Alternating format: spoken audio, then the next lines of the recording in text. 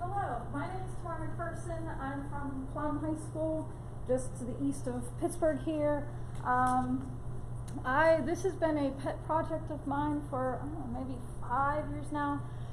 One of my colleagues who used to work with me is now at Fox Chapel.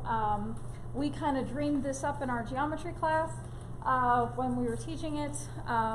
We both have worked with incorporating STEM into our classrooms in some way, shape, or form. And I'm not even sure how we got started with the coding stuff, like particularly Python, but it was just something we said, oh, let's try this. And so we gave it a shot. It has evolved over the years. The first time we did this, it was like a whole bunch of mess. It was long and drawn out and took forever to get through. But the next year when I implemented it again, we streamlined it a little bit more, and this is kind of what we have created. So why should we incorporate coding into math class? Well, it's a natural application. Coding is applied math. That's essentially.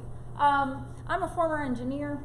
I remember everything that I did, all my classes, it was just applied physics, which is just applied math. So everything comes back to that.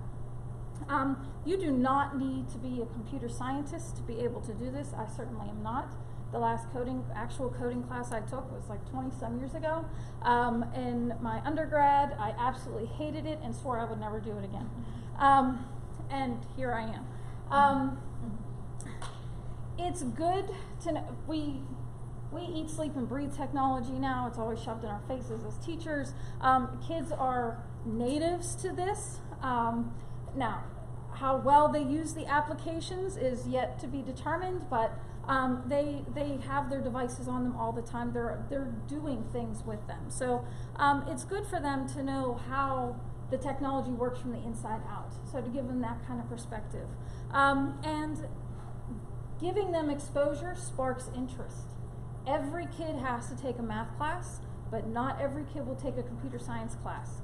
I have plenty of students who have talked to me now that I'm teaching computer science, have talked to me, Sam, I cannot fit a computer, like next year I can't do it. I have band, I have art, I'm doubling up in science, you name it. They have other electives, they have other things that are on their plate. So this is a way that we can get kids exposed to computer science. And I'm going to give you a crash course in how to write some code. And we will write some code today. But first, we have to do some problem solving. So here is your task. And I gave you a note card so that you had a little bit of scratch paper there. So there are 7 cards that are laid out. This is actually from, I pulled this activity from the Baybrush Challenge. You can go on, it is this worldwide competition in computational thinking. You can go on, you can become a coordinator for your school, and if you would like, you can even run the competitions. It spans from elementary school up through high school. And this is one of their practice challenges. So we have 7 cards laid out face down. We are going to examine the cards from right to left. If the card is face down, we flip it over and our turn is over for that pass, and then we come back to the beginning. If the card is face up, we turn the card back face down and we move to the next card and decide what we do with it. If you have to turn a card face up, your turn is done, you move back.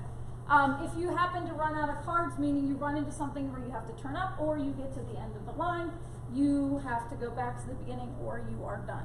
So the question is, how many passes will it take so that all 7 cards face up?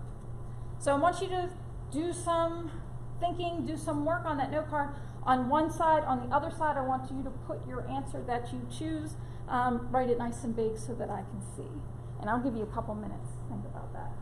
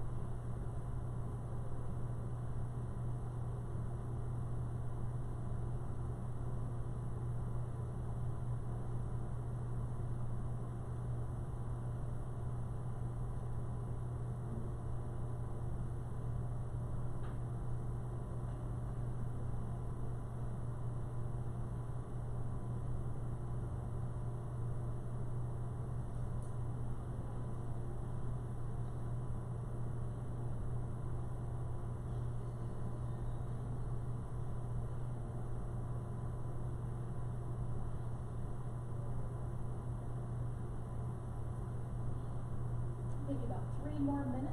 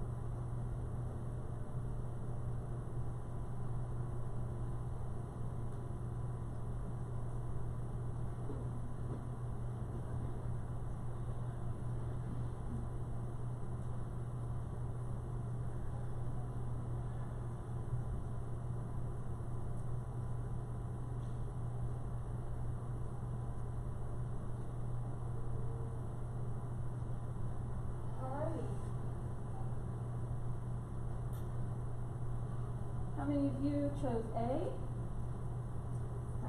What about B? Okay. What about C? D? And how about never? All right, I'm not doing the answer just yet. All right, now. Here's a good old pattern task. All right, so I give you 4 steps of this pattern. I want you to determine what the 5th step is. What I want you to know is I want you to figure out how many rows of dots are in the 5th step, in the 7th step, in the nth step. And I want you to think about, what do you notice and what do you wonder?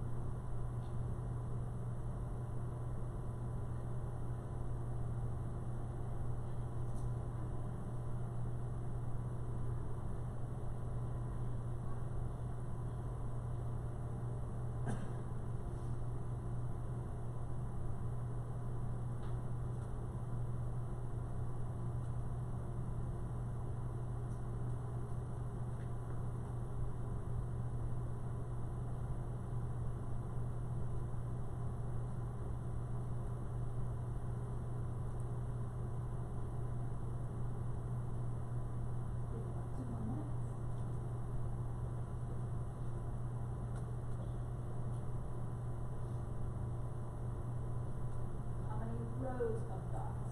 Alright, the fifth step, the seventh step ends.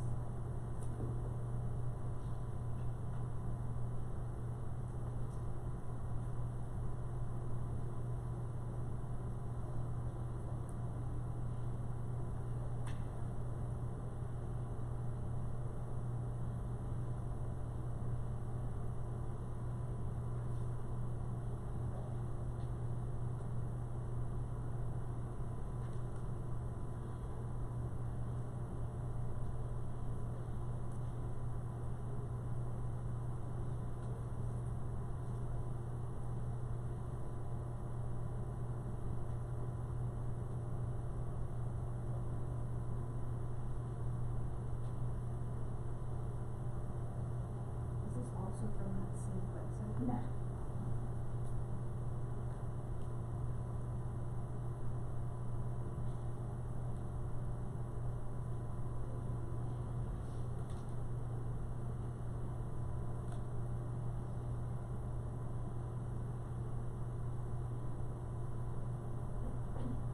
What do you notice? Give me something you notice. The number of rows is equal to a power of 2. Okay. How did you come to that conclusion? Just because I did rows by columns, and the columns are matching the number at the bottom, and rows are just 1, 2, 4, 8. Okay. So I assume there would be 16 would be the column. Okay. You all agree with 16 for the fifth iteration? What about the seventh iteration? 64, okay. And what about the nth iteration? 2 to the power of -1. Good. Do you notice anything else? Do you wonder about anything? It's binary. It's binary. Good. Let's go back to this for a second.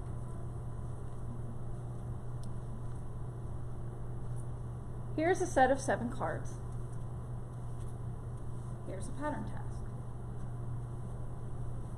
If I told you that the black dots represent cards facing down and the white dots represent cards facing up, this is the same problem. Given to you in 2 completely different modes. How many of you were comfortable with the pattern task? Like, I got this, I can do this, I see it. Okay? How many of you absolutely hate pattern tasks, and whenever they come up in your textbooks or whatever, you're just like, no. That's okay.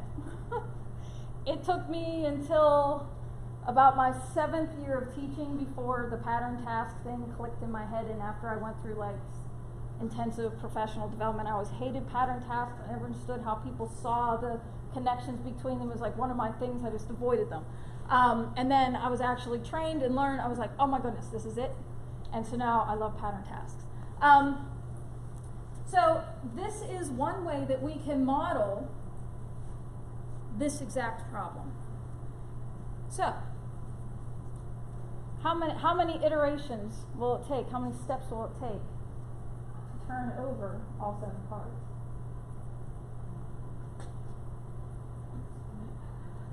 How can we figure that out? Do it in binary. Okay. What would you do? Just go 1 in the 7th place would be 255, or would be 128, and then you just go back and add the next place, you get 255. Okay, so you can look at powers of 2 and know that we have, so we can go to the 2 to the 8th power and then work our way backwards from there, so we know we're 1 power back. What's another way we could do this? How would your kids look at it? What would your kids do? To find out, if you give them the pattern task, if you showed them both ways, what could they do with the pattern task to get to the number of cards? They would keep drawing them, and then what would they do? They would count them. So we've got 1 row, then we have 2 rows, and we have 4 rows, and we have 8, 16, 32, 64. We just add those up and get the 127 also. So 2 different ways to be able. This one is very much more comfortable in a math class than but this you could actually physically manipulate. If we had tables in here, I would have brought my cards in and you would have been flipping cards. So, if you chose C, then you were correct. This is computational thinking. We hear that buzzword all the time, like what is it? It's decomposing a problem into smaller pieces. It is abstracting what we know. It is looking for patterns. It is generalizing those patterns. It is everything that we do in math as we do. Computer science is math. Anytime you give kids programs to write and problems to think about in the context of coding something, they go through this process. And they are hitting every single mathematical practice that we have with Common Core. So that card flipping exercise hits every single one of those practices. And it's just, and we can pull that out of the kids through our questioning and how we present that task. So I want to talk a little bit about how my journey of how we kind of got here. We literally started with the Hour of Code. Second week in December is CS Ed Week, and when we started implementing actual computer science courses, actually embracing them more in our school, we got into the Hour of Code. So we had, as a math department, had decided that we were going to engage all of our kids in an hour of code at some point during that week it was about 5 years ago. So we started with Hour of Code. Hour of Code it's nice and animated. There's all sorts of different kinds of activities. It's code.org sponsors it, but this is the for the high school kids. But you can see some of these are like, this is for grade 2 and above. Some are grades 9 and above. It is a lot of block-based coding. It does not have, it's a low floor, high ceiling kind of thing, so that kids can do this without having a lot of, or really any background in coding. It can be fun. It can be, some kids will be like, oh, this is too baby-fied for me. It's too, but some of them, there is something for everybody on there. So that is a nice starting point just to expose kids to computer science. If you don't want to spend an entire week or something in a unit working on code, this is one way to ease into that and to transition and get yourself comfortable with some things. Then we started actually coding in math and looking at that. We started with Trinket.io. It is mostly free, but they started putting more and more behind their paywall to get to it. But it had a teacher back end. We could create things at that to set up the code. We could send it out to the kids, and then the kids were able to, once they completed their code, download it and store it on their phone so that they could just bring it up as like a little icon on their desktop, on their phone screen, and could interact with their code to solve problems. This past summer, I was working with a summer STEAM camp at Burrell Middle School, and one of my high school helpers said, "Have you ever heard of Replit?" And I said, "What?"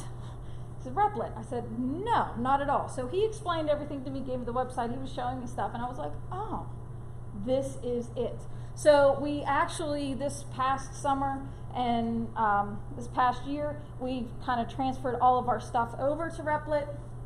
And this just goes into that CS for all, getting all your kids involved in doing some sort of coding. Classes that you could use this in, Algebra 1, Geometry, we used it in our geometry classes, but you could use it in Algebra 2, pre-calc, calculus, anything where you have a formula or you want some visual representation, you can do that within Python. So you can, and it doesn't take, you don't need a whole year of Python to understand how to do this. We broke things down very simply for our freshmen and sophomores to be able to take in and process and be able to write code within a week. This is the book that we started out with. I forget how we came across this book. It might have been in some workshop somewhere or something we saw. I'll pass this around. As you can see, But we just started looking through here and kind of reverse engineered stuff as we went through our code and we were developing things. We have the replit, the trinket. I have a lot of students who jump onto Codecademy, and they have a lot of free courses. They also have a pro version that you can pay for. But I have students who, on their own, they want to go learn something, or if you want to go learn something on your own, you can dig deeper into it. A lot of their stuff is free on Codecademy, and the kids actually enjoy kind of the way it's, the kids who I have who had worked with it actually like the way it's set up, and as they work through. Here's how we kind of went through, how did we incorporate this and teach this? We started teaching the content just as we normally did every other year with paper and pencil. Here's your worksheet, here's your problem situations. We did all sorts of different activities. We assessed them with paper and pencil, and then we said, all right, we know these things now. We're going to pull back and we're going to actually learn how to code this stuff so you can make your own kind of calculator with this, and you don't have to, and then later on, when we give you other tasks that require you to find Pythagorean, if you use Pythagorean theorem or distance formula or midpoint formula and then any of your area formulas, we had them say, so we showed them that we can write code and we can do this so that it saves you some of that calculation, because we already had them prove it to us on paper and pencil before. And then we just moved on to the next topic. So we just kind of dropped right in and then moving on. So here is a real quick explanation about how to write some code. So we broke it down to 3 pieces for them. You have input statements, you have math statements, and you have print statements. Python is a nice, friendly, syntax-friendly code. It doesn't require, you don't need semicolons. If you leave off parentheses, it doesn't freak out.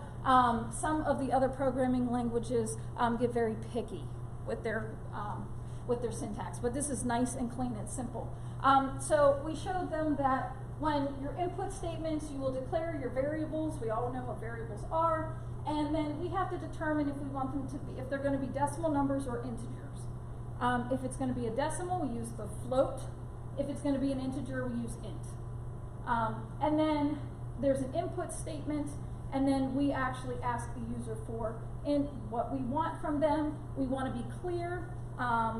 Sometimes in our problems, it's like A equals B equals C equals. I tell my students, this is something that you can do.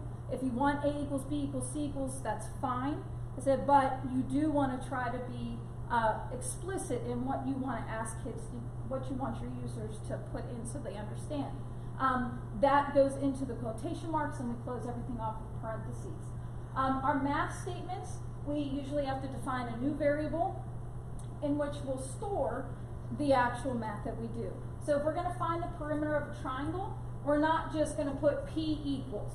You want to be descriptive, and that's one of the things that is different from math class, where you want to spell things out. And we talk to kids about camel case, where it makes things ease of reading, where the first letter is lowercase and every other word after that is capitalized, and it helps with readability of the code.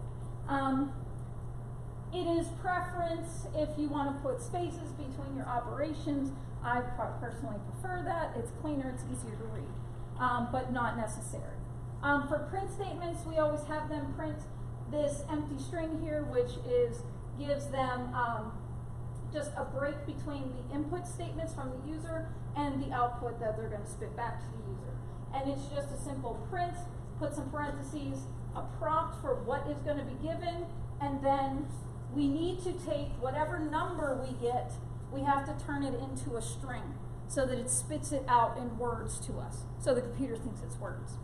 And so this is just, we didn't really explain that to them. We just said, put str, parentheses, put your variable in there, close parentheses. Because, again, we were sitting in math class, I didn't want my kids to get bogged down in, well, what is this? It was just, this is what we do when we code. If you want to learn more, go take our coding classes. You can do math in Python. So add, subtract, multiply, divide, absolute value. When we go to raise things to a power, we use 2 asterisks instead of the caret. on the compute, whenever they're typing something, usually on their problem statements, on their worksheets, you'll see something, if it's typed out without a subscript, you'll do caret, that's their shortcut, not with Python, not in programming. And then I always tell my kids, put your fractions in parentheses so you don't screw up order of operations. There are other math functions, but you need to import the math library into Python. Python has its own math library, and these are the commands that you will use through the math library. And you use this import math, you have to put this at the top of your program so that it knows to import that math library. And other programming languages work just that way. But this is where you can get square roots. This is where you access pi, you access your trig functions, you access e, your different powers. So you can use the double star if you want to raise something to power, or you could use this function or this statement here where x is your base and y is your exponent. So we could use those. So there are, and it's even more extensive. We just picked out the pieces that would be familiar to them. And for if you're in, say, pre-calc trig, any of the trig functions are done with radians, not degrees. So this would be an example program. Usually you have line numbers so that you have your code. This is how this is usually set up whenever you're in your compiler. To put comments in, because it's always good to comment your code. In Python, you use a hashtag, and then that will comment that line out so that the program doesn't read that as part of the code. So that's where we would put our directions. That's where, and I'll show you that in a minute. So you notice we just explained what this code is going to do. We have our import math statement. So we set our radius equal to a user input that we ask the user for the radius of the circle, and then define the area of the circle. It's math.pi times radius, or times radius double asterisk 2. However, the kids have some flexibility in how they want to represent that. And then we have our print statements. So this is just to give you a sense of the programs are not, well, in this case with simple formulas are not that long. The more complicated things that you get into, distance formula is a bit longer. And then when we got to Pythagorean theorem, you can have problems that either you're looking for C or you're looking for A or B. And when you have choice, we have ability within programming to give choice to the user. And those are our if-else statements. So we did do a quick little introduction to introduce the kids to something a little bit more complicated with if-else statements with our more complicated Pythagorean theorem code. Now, these are like the most important things, that this is where the errors occur, where you want to pull your hair out because your program's not working. Spaces matter. So you want to make sure that when you're giving your user input statements, if you don't put a space at the end, that user input will be jammed right up against there. So you have to think about, kids have to think about that. Programming is literal. The computer is very literal. Capital versus lowercase. If you call it area of triangle with capital letters thrown in there and then you write everything in lowercase, it is not going to, it sees that as a different variable, so it's case sensitive. You have to be careful. I catch kids all the time, misspellings. Sometimes you mistype things. I do it all the time. You don't realize it until you go to run your code and then you get these errors, and it's because you switched 2 letters when you were typing something. So those kinds of things matter. Parentheses matter. Depending on the argument, it will tell you need another parentheses to make sure. Colons, periods, quotation marks, the punctuation is important. In your if-else statements, if you don't have colons at the end, it's not going to want to run because it's doesn't know where that code is supposed to go. Indenting. Under if-else statements, we do indent our code so it understands what is happening under that if statement. Under that first conditional, this is what we want to run. Then, otherwise, with our else statement, then we indent underneath the else statement, we want this code to run. So it separates our code to these pieces so the computer knows what to compile. Spelling matters, we talked about that. Layout is equal to readability. The computer doesn't care about how, if we break things up into lines of code, it doesn't care. It reads everything as it is without these line breaks. It is for readability. To go over and look over on a kid's computer and be able to try to see where they might have a mistake somewhere. If their stuff is all bunched together, it's hard to read and follow through. And it's hard for them to read and follow through. So I always push layout to them, like we have to be very conscious of that. When we define variables, sometimes it's okay to use X, Y, A, B, or C, but most of the time we want to be as specific as possible and as descriptive as possible. In computer science, we call that self-commenting code. If you can do that with the variables, I'm trying to beat this into the heads of my AP CSA kids, that when you just throw an X up there, unless it's in a loop, on the AP exam, they're going to look at it and you got to spell it out for them. When you have these readers who have to go through hundreds of code examples for that from the kids, they want to make sure it is it's idiot proof. It's basically.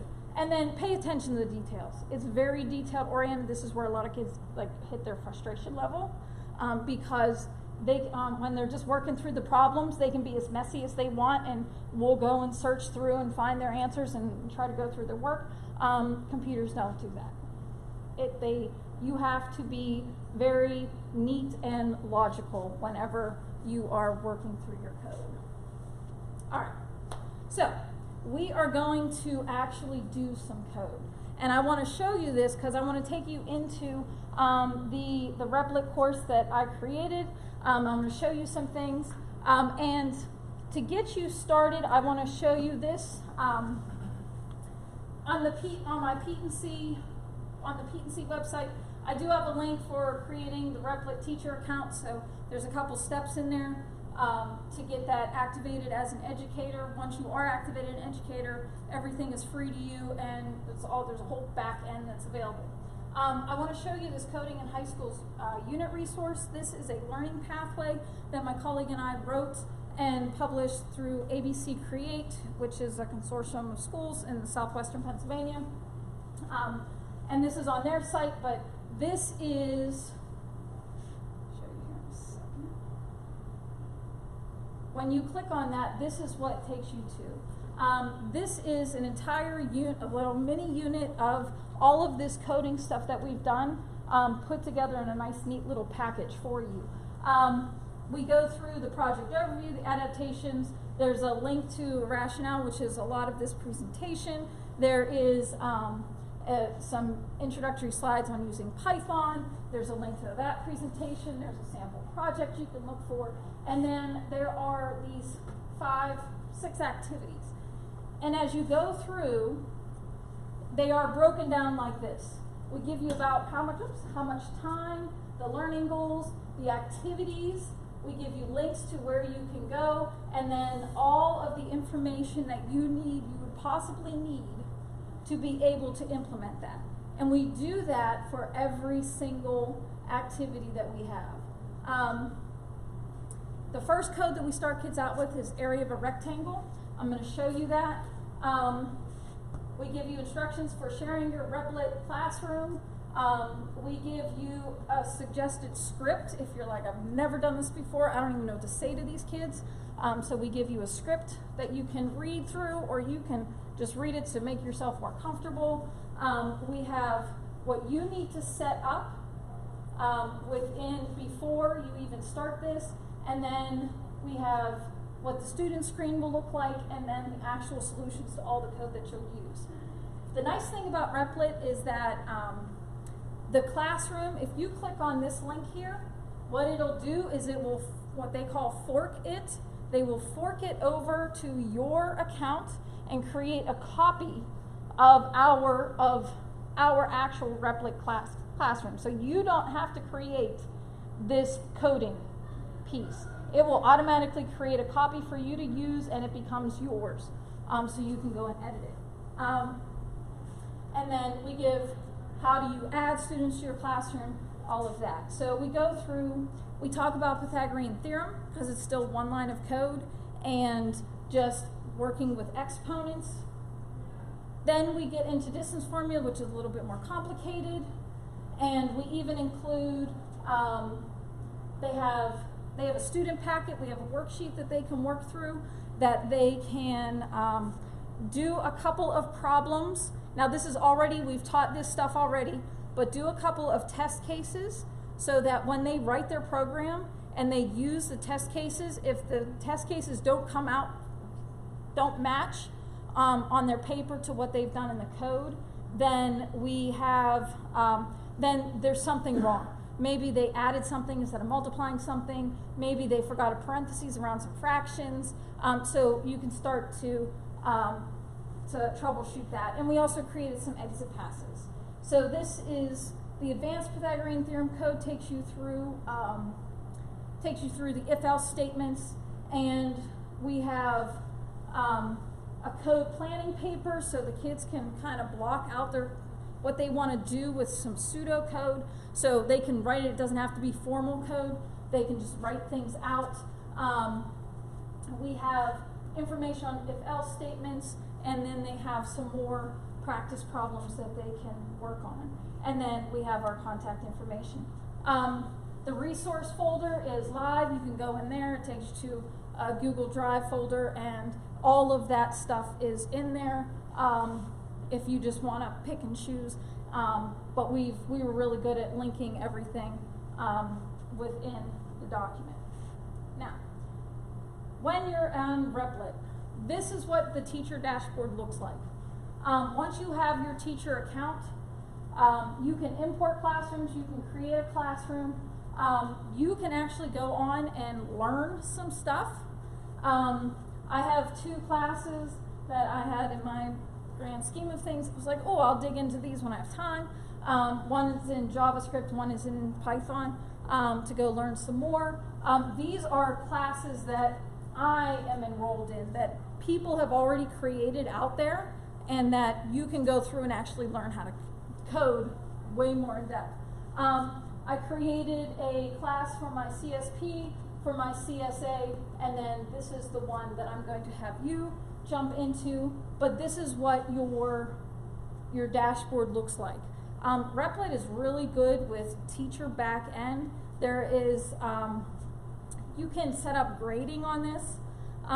It can grade to match test cases, so you can create some test cases, and if the kids write their code and they submit their code, it'll automatically grade it if their code runs the test case and it matches, it works the way it's supposed to. You can manually grade things.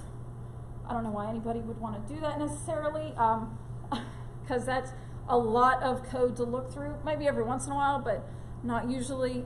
In my other classes, in my current computer science classes, I have it set on auto grade, and if I have an issue or something, we usually deal with it in class as the kids are working, and then I can just go into the grade book and look and see what they've created, because they've matched all the test cases already, and if that works, that's good enough for me after they've done.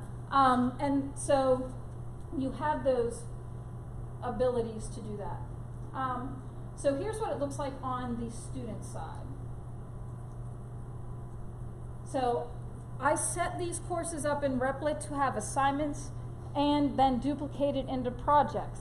And when we were doing this and migrating this over to Replit, I thought, what's the difference between assignments and projects? Like, why would they have them both? Well, assignments are, kids do them, turn them in, they get graded. You can put instructions, there's more to the student window.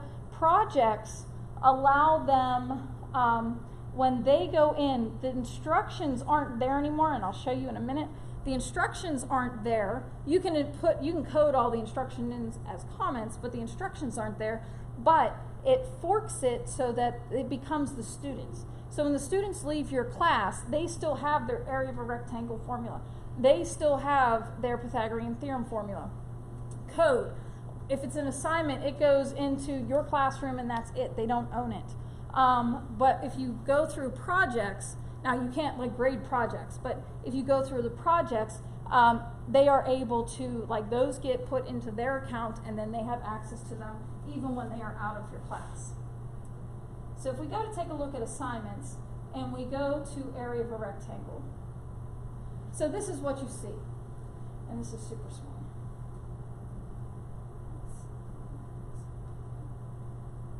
Alright, so this is what your kids will see. This is where they write their code. This is where their code runs. This is the instructions that you write and you create. So, like here, you will write the code to calculate the area of a rectangle on line 9. So I'm very specific as to where I want them to put the code. Make sure the variables used in your area formula match the variables declared in the rest of the program. So this is all provided to them first because I just want them writing one line of code. They're not writing an entire program. This is the first time we've ever done anything with code with them, formal coding with them. I want them to write one line, and it's the math piece. They don't have to worry about the input statements. They don't have to worry about the print statements. It's all there. But what they do have to worry about is that when they look at this code, they have to say, well, I just can't put anything there because I've had kids do this. Well, she wants me to put it on line 9. I'm going to do A equals L times W. I know that much.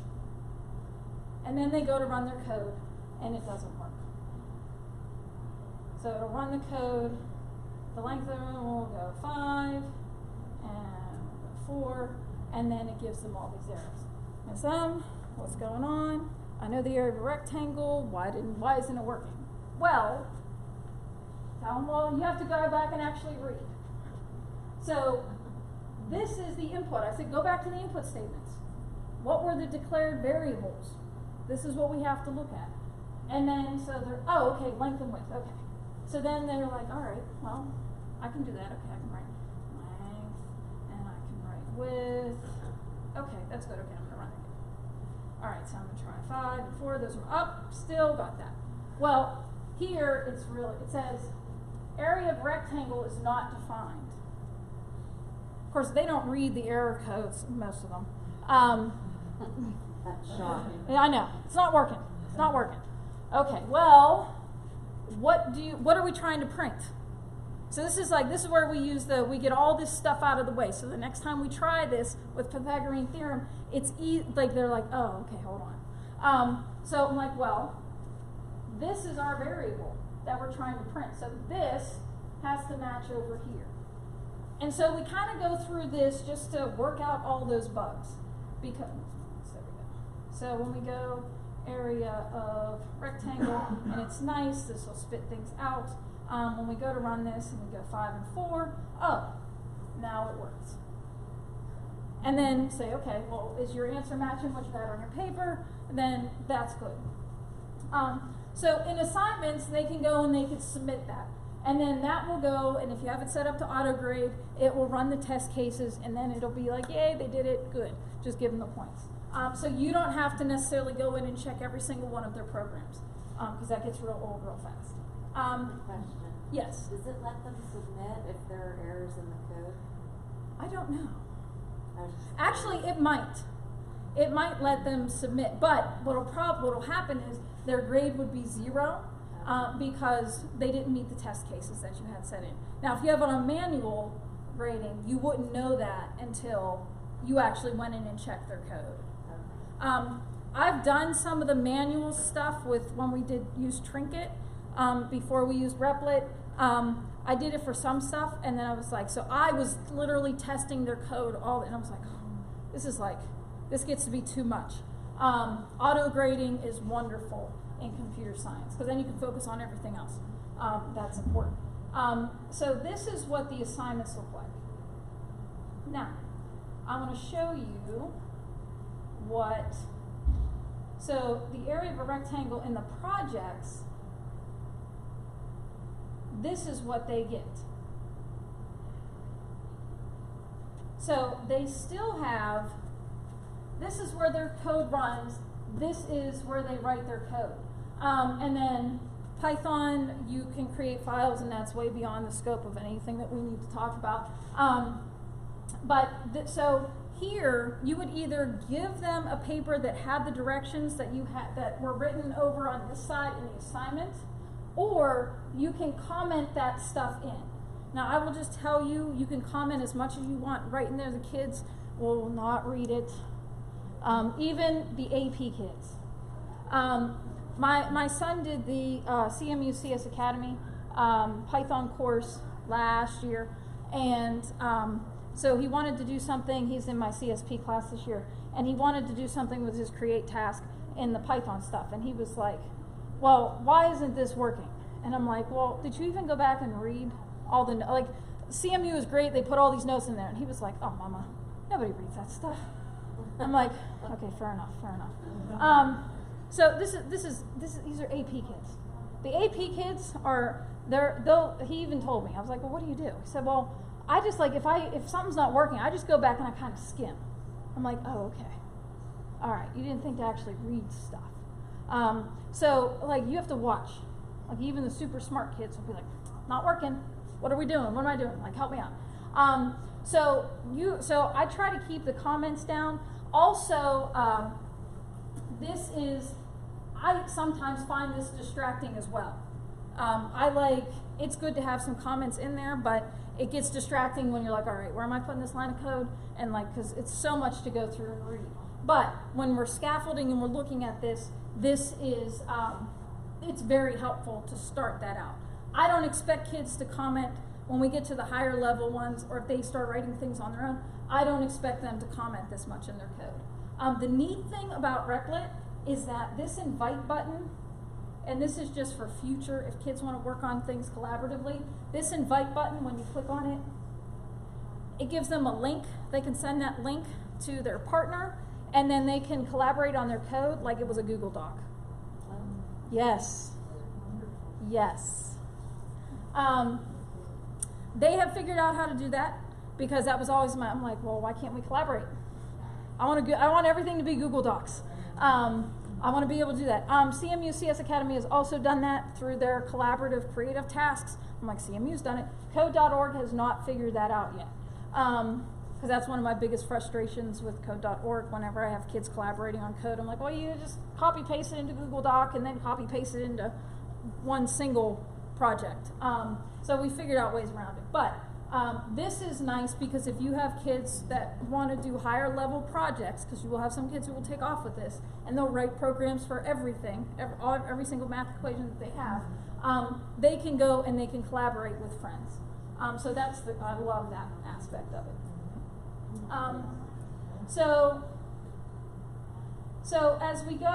When we go, that's the area of a rectangle.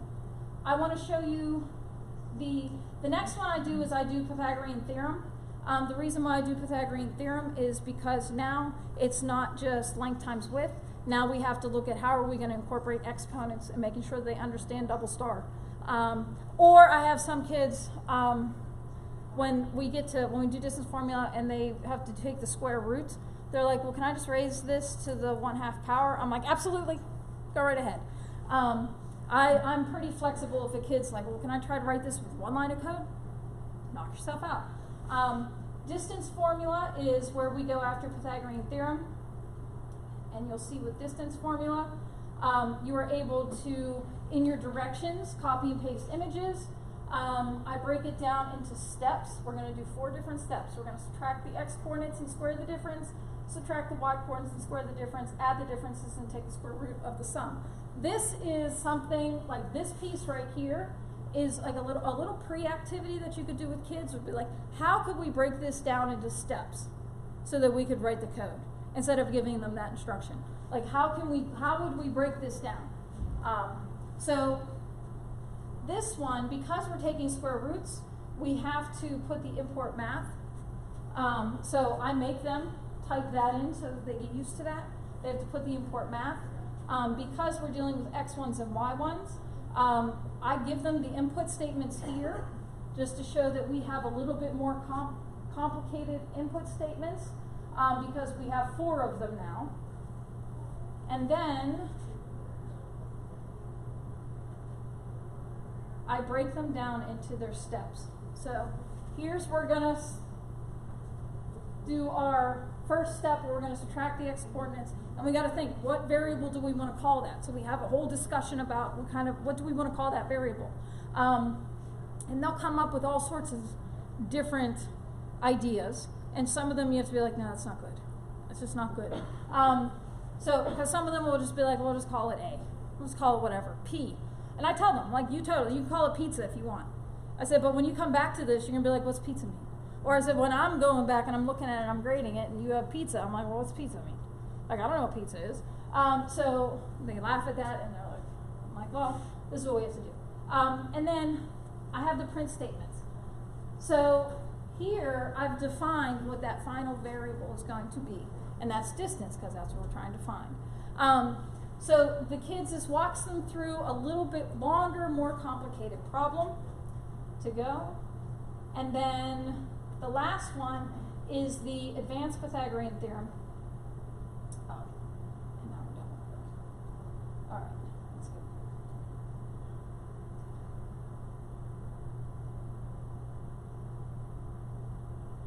Now, the advanced requires choice. So we have to introduce this choice variable.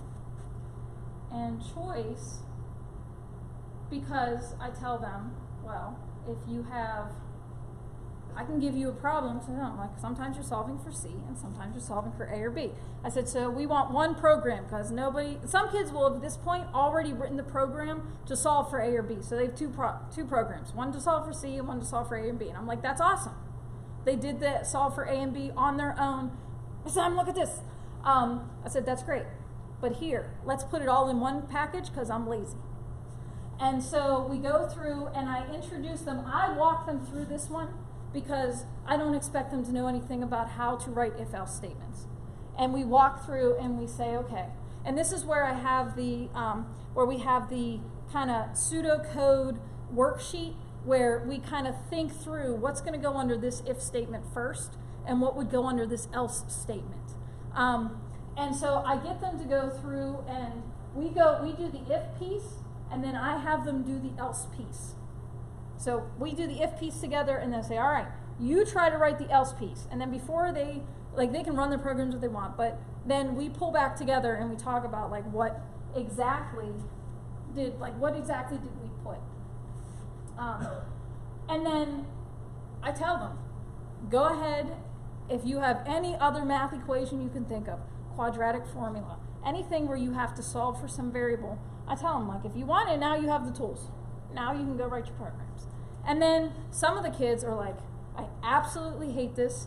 Some of my special ed kids would really struggle with just the whole logical thinking piece of it. For them, we would go through the stuff together in class, and then if they were really struggling on something and I just saw like it was like they were beyond their frustration point, I would give them the next day, I would tell them, go home and see what you can do with it. And the next day I would give them little slips of paper that had the actual code on it. And I'm like, okay, this is the answer, this is great, but you have to write it into your own program. You have to type this code into your program and get your program to run. And that really helped some of those kids that were like, I'm never going to program, I absolutely hate this, and I can't think my way through this problem because I can barely think my way through the math on paper when we did it a week and a half ago. So I was very flexible. I'm like, look, we're working through this. The more practice we do, the better you'll get at this, the more comfortable you'll be, but I totally get it. This is math class. You're not thinking computer science. Then I had some other kids, what computer science classes do we have to take? And they're like, I never thought about coding before, but this was fun. So, and I had a lot of girls say that, which I was like, yes. And so that's one way to hook kids in. And I tell them, I'm like, there are things you could do through, they create their student accounts and their account on Replit, and I'm like, you can go and look for courses on there and do stuff on your own if there's something that we don't offer at school. I tell them, go look on Code Academy. I give them all these resources. Go look at all these things. Come see me, I'll find you something. But I give them all of these resources so they can either explore this on their own or actually take a course at the high school. So all of this stuff is packaged for you here in this. And that is all available On P&C. on P&C right there. So what kind of feedback do you get from like parents and stuff? Say the special ed kids who are struggling with it, and this is a part of their grade. Like, do you get angry parents that are like, this No, isn't even because that?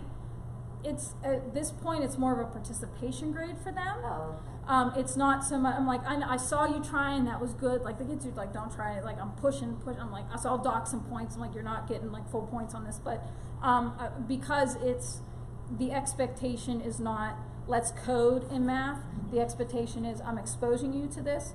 I'm real lenient with the like, did we get it? Did we not get it? Because they either proved it to me or not when we did the paper pencil traditional stuff. Have you seen any increase in scores and understanding since you started doing it with that they're coding it themselves? As far as like grades in the class, Like, are you noticing they're understanding the math yes, concepts better? the kids who really embraced it and who branch off and start writing their own programs, they are really, when they come and they show me things, I'm like, oh wow, okay. Like they're like, okay, I'm starting to get the logical thinking through this. Some kids are just like, yeah, whatever. Like, did I get the points or not? So it's, for the kids who really want it, it's impacting how they're learning, and because it gives them another way to look at it. Have you done any other programming with them that is not formula based or equation based? No, we didn't get past this point. But you can graph with Python. You can do more complex programs, like introducing loops and iterating through processes multiple times. We never did that. We didn't get that far. Had I gone and moved this, we only did this with one unit within geometry. That's like where we started, and then of course I get thrown into some other class next year. So this kind of like stopped there. If I had still been in my pre-calc class, I would, because they moved me over to computer science this year, had I still had my pre-calc class, I would have figured out a way to incorporate it into pre-calc and get them some exposure there as well. Any other questions? Did you get any resistance from your administration, or they were all? No, I am fortunate enough that as long as I'm covering the content, and they're very flexible with what we do in our classrooms and give us that autonomy as to what we do, as long as we are sticking within our curriculum window. Have you gotten any of the other math department people to play with this? Not really. We have a very resistant math department. Crazy. We still have a teacher who uses an overhead projector. Like with the transparency? Yes, with the transparencies. Oh, yes, yes. So it's a very small group of us who have done this, and that's the nature of the beast. High school teachers are like that. Yeah. But the people who are interested, we've talked to I've presented this to other at other venues. They were like, they're excited because they have something. And I think the learning pathway, once we put this all together, and like it really forced us to focus on and like get this all in one place. Like, here's something like tomorrow, you could go start implementing this because it's all there for you, and then branch off from there and explore all sorts of other things. So. Thank you for sharing all of that. Oh, you're welcome. Yeah. Oh yeah. You probably spent a lot of time developing it, I'm sure. Oh yeah. I love sharing anything that I do. I don't like. That's why we're here. Like, here, take this. Like, I went through all the pains and like and figure. And I don't even know how. I don't even know how I did it. I'll get like, oh, let's try this and see what this is. I do a lot of things in my classroom where I'll like, here, I just got this box because this was cool and shiny, and like I'll hand it to a kid and like, figure it out and tell me what to do. I've done that with my own children. Like, I hand them like, here, like, see me in like a day or two and like show me how'd you learn it so you can teach me, because I'm like, I don't have time to sit there and look through it. But I think if we spark kids we just give them that little bit of interest, it's amazing. Some of them are just like, whoa. Yeah. They get excited. My kids don't even know what coding is. I have 7th grade basic coding, they don't know what that means. So. Yeah, and some of it's just like a big black box, and it's just like, whoa, like these really super smart people do this stuff, and it's not. I'm not a computer scientist. Like I'm still in my computer science. I'm like 3 pages behind my kids. I have kids who are like, wait, and they're asking me questions. I'm just like, Well, the code.org stuff I've used, I mean, it's like Yeah. a game. Yeah. Like, they love it. yeah, So it's a nice way to break them in, the younger kids Yeah. anyway. and there's lots of resources. CMU CS Academy. We got Code HS that does a lot of stuff. The Code Academy there, the Replit stuff. They all and most of this stuff is free Yeah. that you can go because that's what I like, free, because it's easy. Any other questions? Thank you all for coming. Thank you. That was This an is awesome, so exciting. awesome session. Thank you.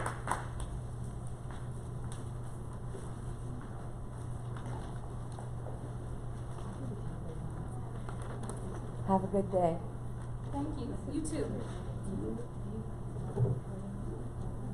I just have to tell you, thank you, because I teach German, and like, I have so many opportunities. You just save me all the time. Oh, you're welcome. You're so welcome. I'm just trying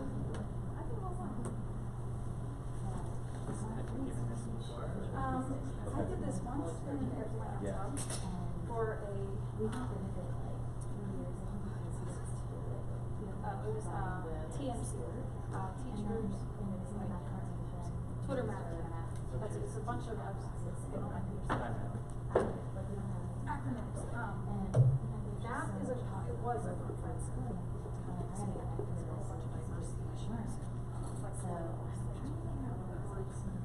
But it was international.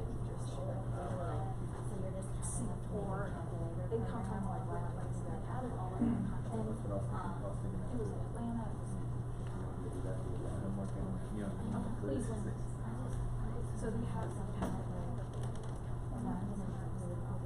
so we presented on here. So it's like so we went to Atlanta. I just thought that maybe With somebody that was like, you already kind of knew all that some stuff. teachers, but I never like was it. my Yeah. It's always been It like seemed well four. received. Which so this is good. Sure. You know, Right. it's not It just, necessarily what I was thinking. It's not, I have to do it. You have HDMI. It's my skill, but Yeah, this is and then this code thing is as well.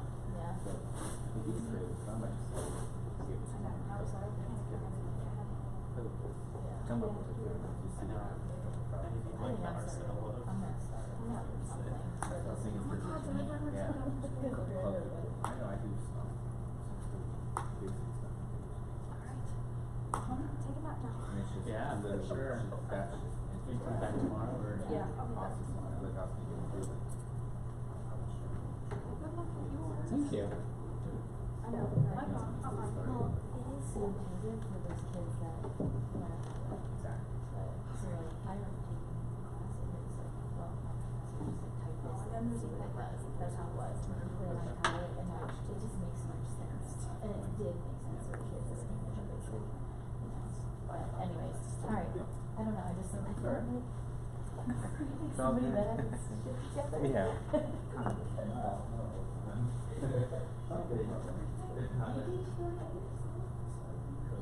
Alright, I will see you later. Yeah, let's check. One of the things about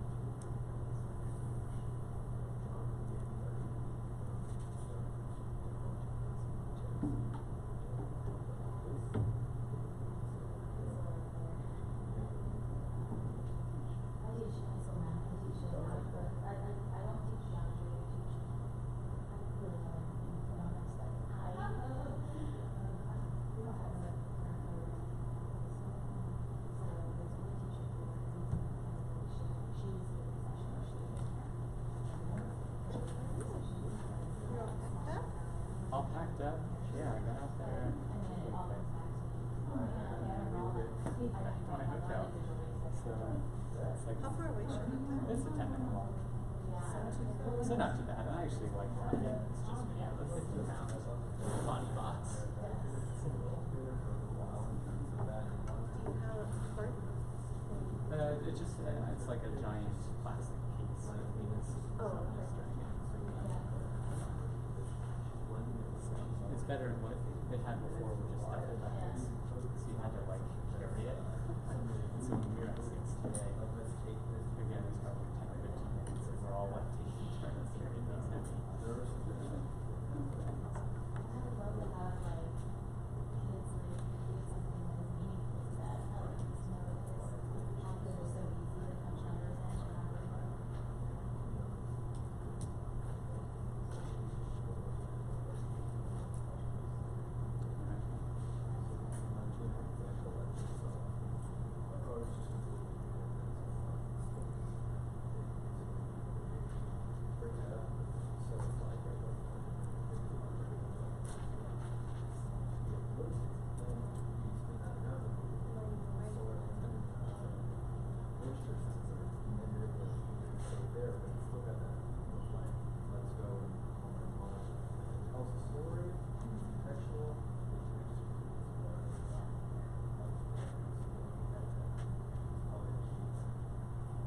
That's what I thought. Were you the one from Squirrel? Yeah. I recall. Yeah, I think your Yeah. principal maybe. Did you stop by? I stopped by. There's nothing about going. Yeah.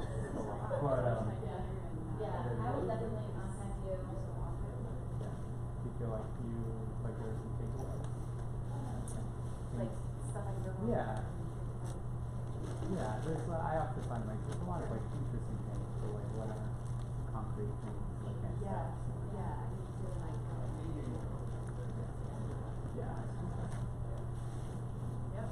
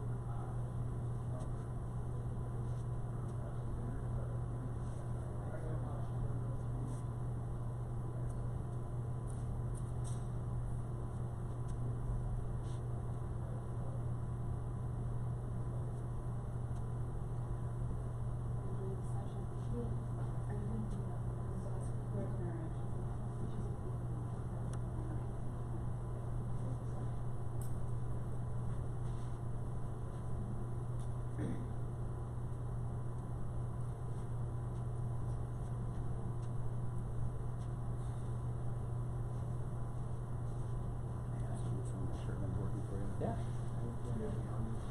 Okay. Yeah, thank you. You're welcome.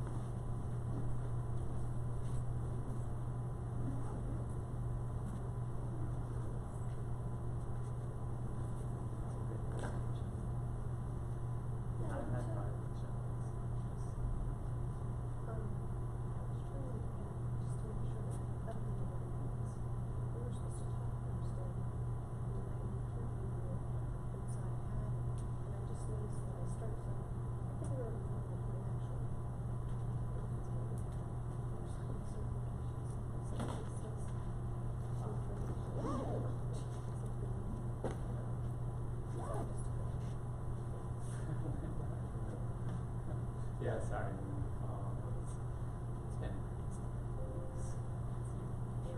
stuff.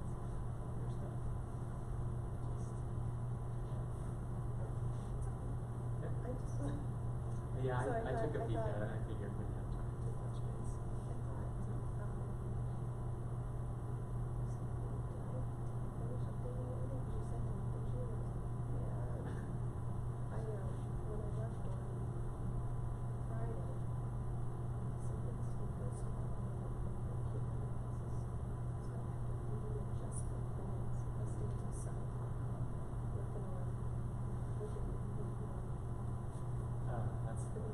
view of Yeah, the you're class. awesome, and you're just now on the subline. So it was sort of like, okay, did I finish all that? You're good.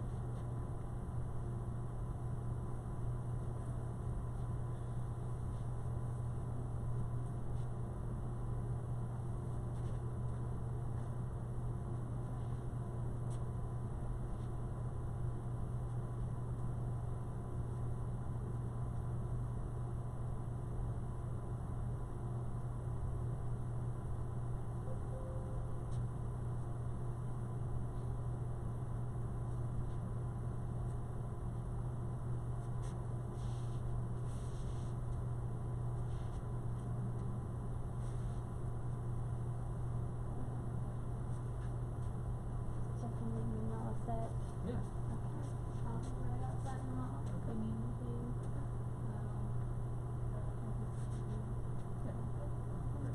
I'll go to my building and do my case.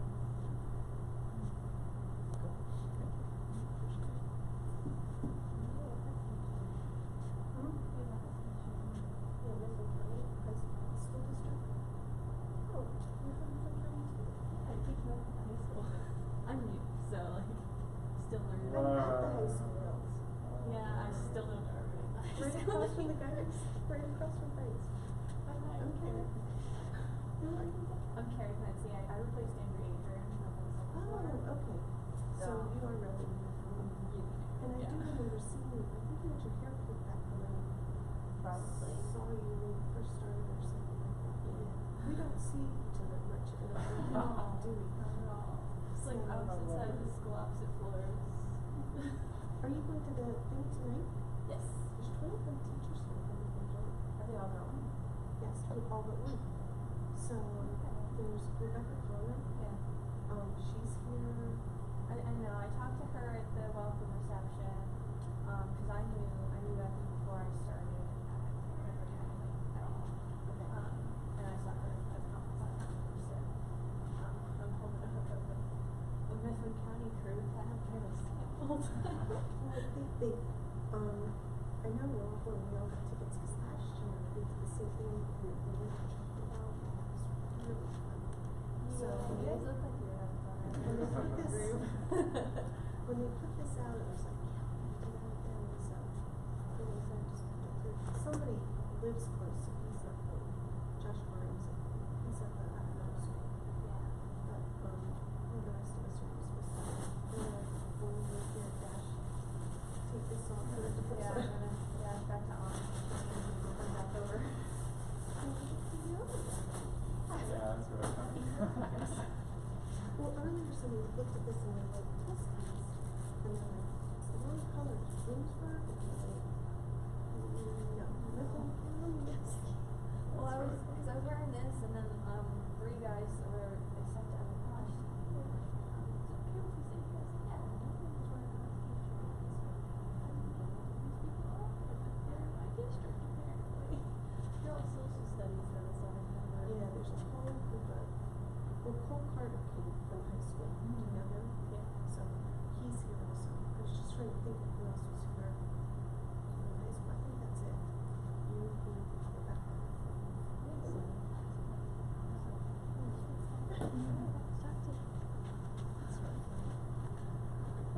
Why not? I've heard such random stories of like, hey, we lived on the same street but we met in like Egypt. Yeah. You know? Almost as good, right? All right, so I think we'll get started. If anyone trickles in, they can join us. So thank you guys for coming out to a late Tuesday session. I know it's been a long day. My feet are definitely feeling it, but hopefully we can get something productive for you guys. It is a small group, so we have plans, but definitely like if you guys have questions, speak up. We can address what you guys want to talk about. So kind of a quick overview of what we have planned. We'll do quick introductions, just give an overview of Code HS and the platform for those who haven't been on. And then really most of the time will be with you guys on the site and diving in. So we'll look at the courses that we have in the catalog, and how you guys can get in and start taking them. Then we'll together create a student section with a course, and then look on how to customize that. And so the goal is, every school and district is different. So whether it's choosing courses or actually customizing a particular course, how do you do that so that it matches what you want to do in the class? And then we'll end with Kelly. She's one of our teachers. She uses us in Mifflin County. She just met one of her teachers here at the conference, which is fun. And so yeah, you'll get to see kind of her perspective and her experience, and then we'll have time for questions. So the primary goal is really to use the platform and courses that we've already built. So it's a good starting point to create a custom curriculum that matches what you guys want to do. And so we'll get into this with more depth, but essentially, like, our curriculum is all free, and we have a paid package that then provides the teacher tools and tracking, which we'll touch on. But everything we do today, you'll be able to do on your own with your students right now. So it's a small group, so let's just go around maybe quickly to get a sense of kind of information about you guys. So if we want to start here, if you want to just tell us here, where you're coming from, what's your role at the school district, and then computer science teaching experience and any experience with Code HS. I'm from here in the city. I teach at a small Jewish middle school. I have done computer science for maybe about 2 years, just kind of dabbled in it. I'm kind of self-taught right now. I have no experience with Code HS. Yeah, so I'm also from Pittsburgh. I work for a company called Trevor Academy, which is fully online. I'm an instructional coach. My computer science background is okay. I've done a lot in the past with passion projects with kids where I had to do all sorts of crazy things with coding. Yeah. Right now I'm investigating a lot for our TechWorks. Some of those can be going to the Pittsburgh area, so dabble around a lot. Never really fully invested, though, I guess I would say. Yeah. And experience with Code HS, I was recommended by a colleague to check you guys out. So Cool. we're gonna take a look. Yeah. My name is Justine. I'm up from Holy Cross High School near Scranton, Pennsylvania. Okay. I've been teaching Python and web design. I've been doing that for 4 years. Before that, I worked in the IT department. Okay. Cool. Have you And ever I have used? no experience. No with experience. computers. Awesome. Okay. My name is Ayana. I work at a small Catholic school in Hershey. Okay. I took computer science classes in college, but I'm not a teacher now. I'm the director of IT. Okay. Cool. But we have a STEM camp, and I would like to start offering coding classes. Yeah. And I have no experience with coding. Cool. My name is Tom Brimley. I'm from Everett School District, which is in South Central PA. And I am our cyber coordinator as well as a tech integration. And I've kind of driven the getting computer science into our school, our high school. We actually, so I put together a JavaScript programming course for us to use both within our district and that we've shared out, and our teachers have taught online to other small rural school districts around us, and currently have PA Smart Grant, so we're looking to flesh out CS curriculum in K-12. Yeah. So that's kind of what has driven me here, just gathering resources and I mean, we really don't have a lot of people with CS backgrounds in the school, so it would take a lot of PD and support as well. So. Cool. Yeah, so if you have questions on that, we do offer PD, to make sure to get to those. Cool. So my name is Ryan. I am a customer success manager at Code HS, which means I work with current teachers in schools. So everything from supporting teachers as they are trying to implement in the classroom with questions, to working with admins and the renewals and making sure licensing is good. So I taught 7 years of high school physics before moving to State College and then transitioning to Ed Tech. And so I live in State College right now. And I'm Kelly Dixon, and I teach computer science and business education for Mifflin County School District at the Mifflin County High School. I've been teaching 32 years in 2 different states, 3 different countries, and been using CodeHS since 2016. I'll talk with you later about how it's been a real help to me personally. And I live in Reedsville, Pennsylvania, which is about 20 minutes from State College, which is ironic that Ryan got stationed there, because it used to be when I first started working with CodeHS, it was all California based. So there was a lag time when we went for help on something, but now we have something. Yeah, and we switched. Yeah, we were. We can just actually we'll start with that. So what is CodeHS? As a product, we're a comprehensive platform for teaching computer science in middle schools and high schools. And so what that means is we have a full curriculum online, so it's web-based for grades 6 through 12. We have the professional development, so we have online courses linked or associated with our student-facing courses for teachers to be trained, and then in-person workshops as well. And we'll have some free ones out over the summer, which hopefully will be scheduled soon. So we started as with Jeremy and Zach, our 2 founders, still with the company. They met at Stanford. We're TA for a computer science course, and as they were doing their work, realized there was just this gap for coding computer science curriculum. So they ended up hitting the road and did 2 big cross-country road trips, visiting hundreds of schools, really to get a sense of what teachers are doing and what is the need. So they started CodeHS in San Francisco, and then maybe a couple years ago decided to go fully distributed. So we're now spread across the country, which allows us to get into schools that are in central Pennsylvania, which has been great.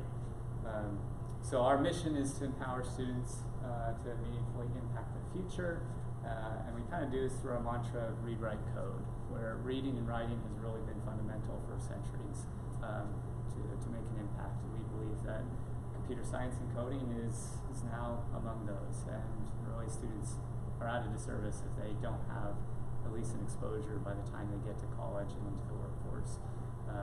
So that's kind of what's motivating us to really do our work. So we have a lot of courses, which we'll get into. We'll spend time looking at them, and you can poke around and see. But everything from intro courses, full year courses, to the AP courses, to individual modules that you can pick and pull from. We have web design and mobile apps course, and cybersecurity, and I think this is one of our strengths, is really just the both the breadth and the depth of curriculum.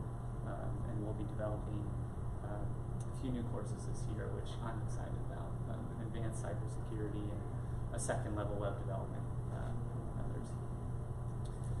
And so what this means is we really do have a pathway, enough curriculum to create a pathway in schools from middle school to high school.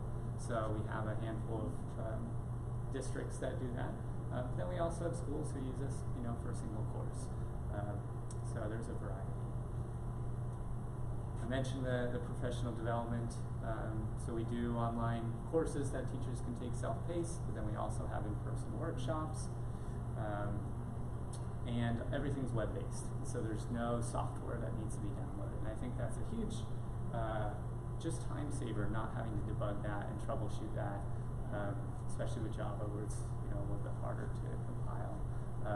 But with that, we have auto-graders that can provide instant feedback. So it is an education platform. And so we have a system that will provide feedback for students, along with supporting teachers, with progress tracking and gradebook, etc. So we have a lot of tools. We could do a whole session just on, what are those. We're not I just want to, though, expose you to some of them so you know we have them. And we're going to spend more time really focusing on the curriculum part of it. So this is what a student editor will look like. They'll be able to code, run the code, right next to it. And we have then these auto graders with test cases. So in this case, students are using JavaScript to build a snowman with graphics. And so these test cases are checking the shapes. Are the shapes the sizes they should be? Are they positioned as they should be? It's checking formatting. So are they using proper syntax and indentation? Some quick feedback so you don't have to answer all of that as things come up. And students have a sense if they're on track. Teachers can then provide scores, grades, and feedback, and they can mark if they want it finalized or needs work. So a way to communicate if you want the students to keep working on it or not. For the teacher, we then, if you have a full class, we have progress tracking. So instead of having to click into each student, you can see how the students are doing, across these are all the exercises in a particular module, and by the color coding, you can see if they've completed it or still working on it. And likewise, we have a grade book, similar color coding, but now you can see the scores, totally customizable. So you can choose what's in the grade book, you can choose the number values, you can assign partial credit. So that's something that, will support that sort of assessment part of it. And then you can export as a CSV if you then need to use elsewhere. We also have a tool that allows you to just cycle through programs, and especially if you're a teacher. Some teachers are still copying and pasting, from a Google Doc into an editor and then back to provide feedback. This is a tool that allows it pulls the student code up, our CodeHS solution code, and then as soon as teachers put in a grade and feedback, it'll just pull in the next student code. So it's just a quick way to move through submissions. And finally, we have the teacher resources like lesson plans, offline handouts, solutions. So for those teachers who want to do a blended style, we have the lesson plans that have discussion questions and pacing and class openers and closers and that sort of stuff, along with solution guides for every exercise. So yeah, quick, but hopefully gives you a sense of the teacher support side. We're now going to focus really on the curriculum and what is available and what you guys can do with it. So I'm going to just demo from mine, and then we'll get you signed up so that we can walk through stuff together. So essentially, the layout is when you log in as a teacher, you're going to land on your sections page. So sections are just classes. So these would all 3 be different classes. So I have 2 independent studies and then 1 period 5 class. And so these classes are then associated with a particular course. And it's the course that has all the assignments that we'll be kind of looking at and customizing. But the course holds the content. So you have the section, the course, and then if we click on that course, we'll be able to see all of the assignments. And so our courses are structured, so we have, these are all modules. Within a module, we have lessons, and within the lessons, we have activities. So this is very similar to what a student will see. They'll see those colors, as well to designate progress, but it's kind of laid out like this for them to work through. And a lot of our curriculum, they have content delivery through videos and slides, and then usually a formative quiz to check did they get something from that, and then usually examples of code that's already written to try things and explore, and then exercises where they really have to write. So does that sort of make sense in a top view of this? Okay, so if you guys have not created an account yet, go ahead and go to this URL, and then this will get you signed up with a teacher account. Like I said, all of our curriculum is free, so what we're going to be working with today is all stuff that you can take back and start using with students or share with another teacher.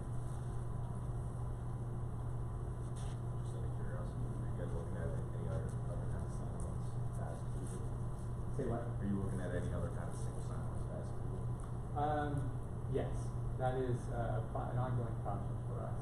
So we're, I know, working with a lot of, a handful of the big LMSs. Right. I don't know where we are on those. I know we're. Say what? You're looking at Microsoft by chance. Is that in a particular name? Just, you know, like a 365. That hasn't come on the radar that I've seen. Okay. So I Just know they're curious. looking at like one roster or class link one roster. We use Clever too. Clever. So Clever, there is a rostering single sign-on for the student side. Okay. So yeah, so we have right now we have Clever and Google Classroom.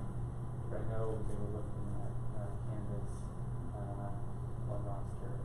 I know Schoology on the radar. But I think it's an ongoing project.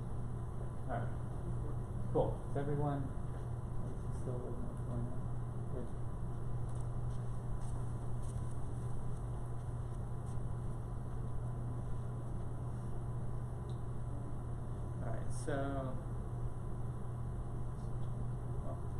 So when you sign on, if you're not on the home page, you can start by, if you go to My Sections, and then it should say My Teacher Page, I think. That'll at least bring you to this home page. And then we're going to look at the course catalog. So if you go to My Courses, and then courses I'm taking, and then View Course Catalog to get the list of courses. So if you go top left, My Courses, and then there should be courses I'm taking, and then a View Course Catalog link that will bring you to the course catalog. I apologize if you're doing this on the phone. It's not terribly mobile friendly.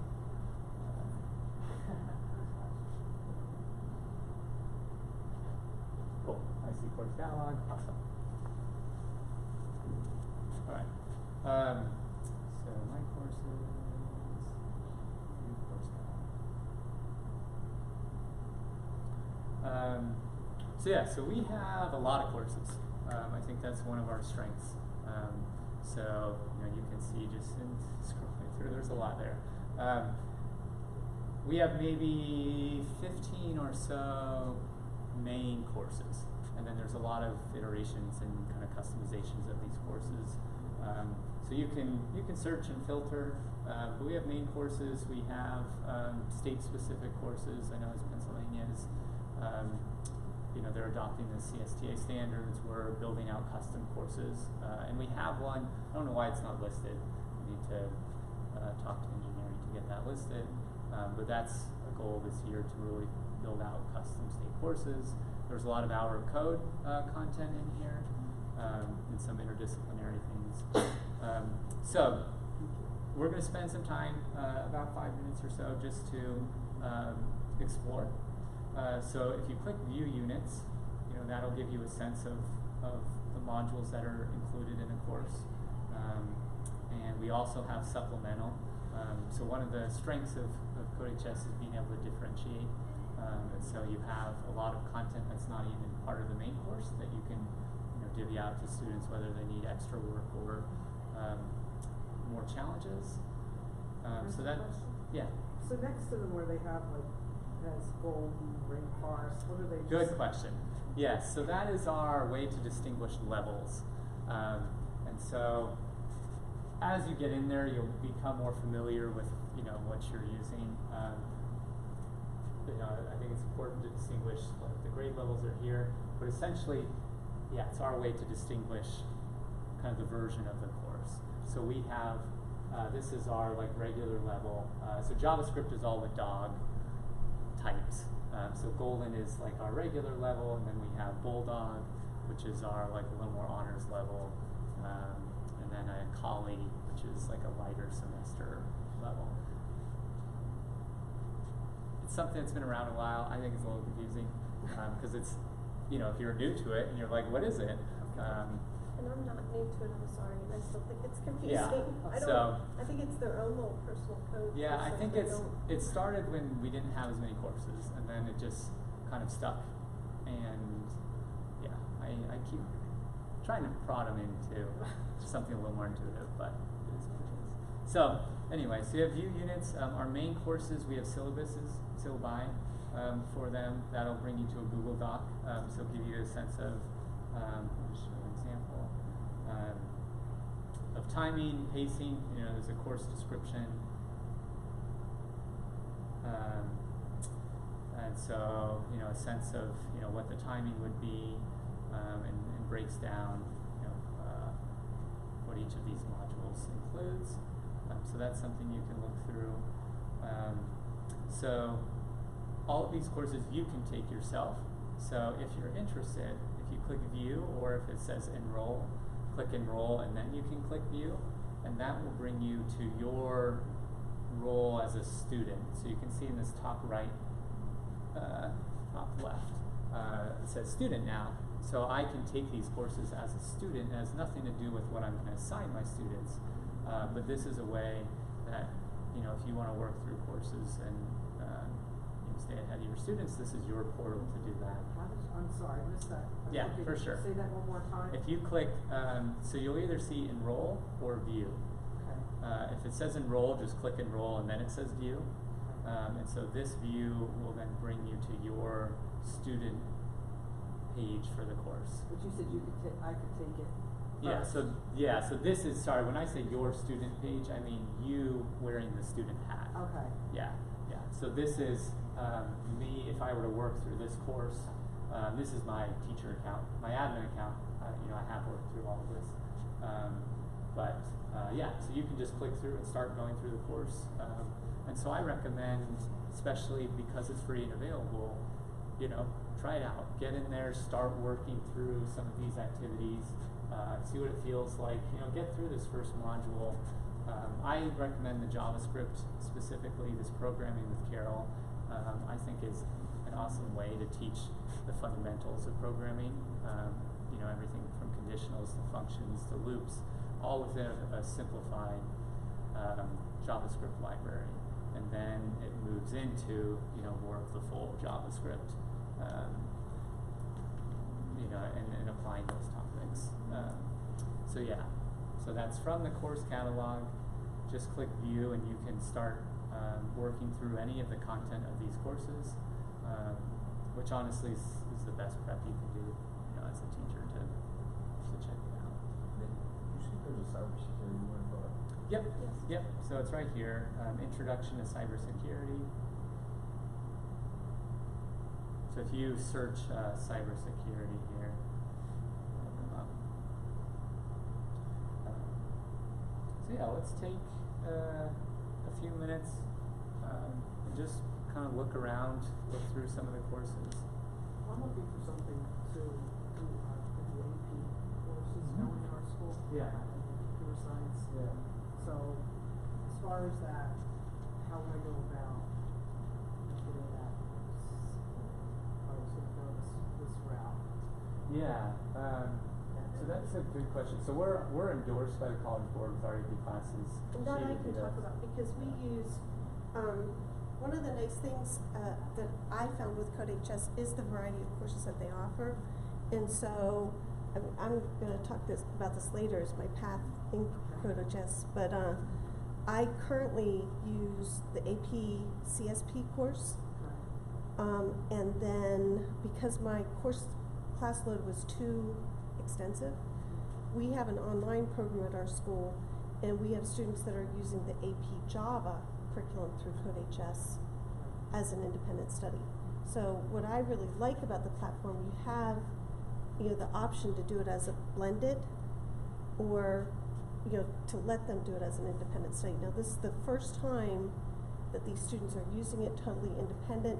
There is a teacher that sort of monitors them.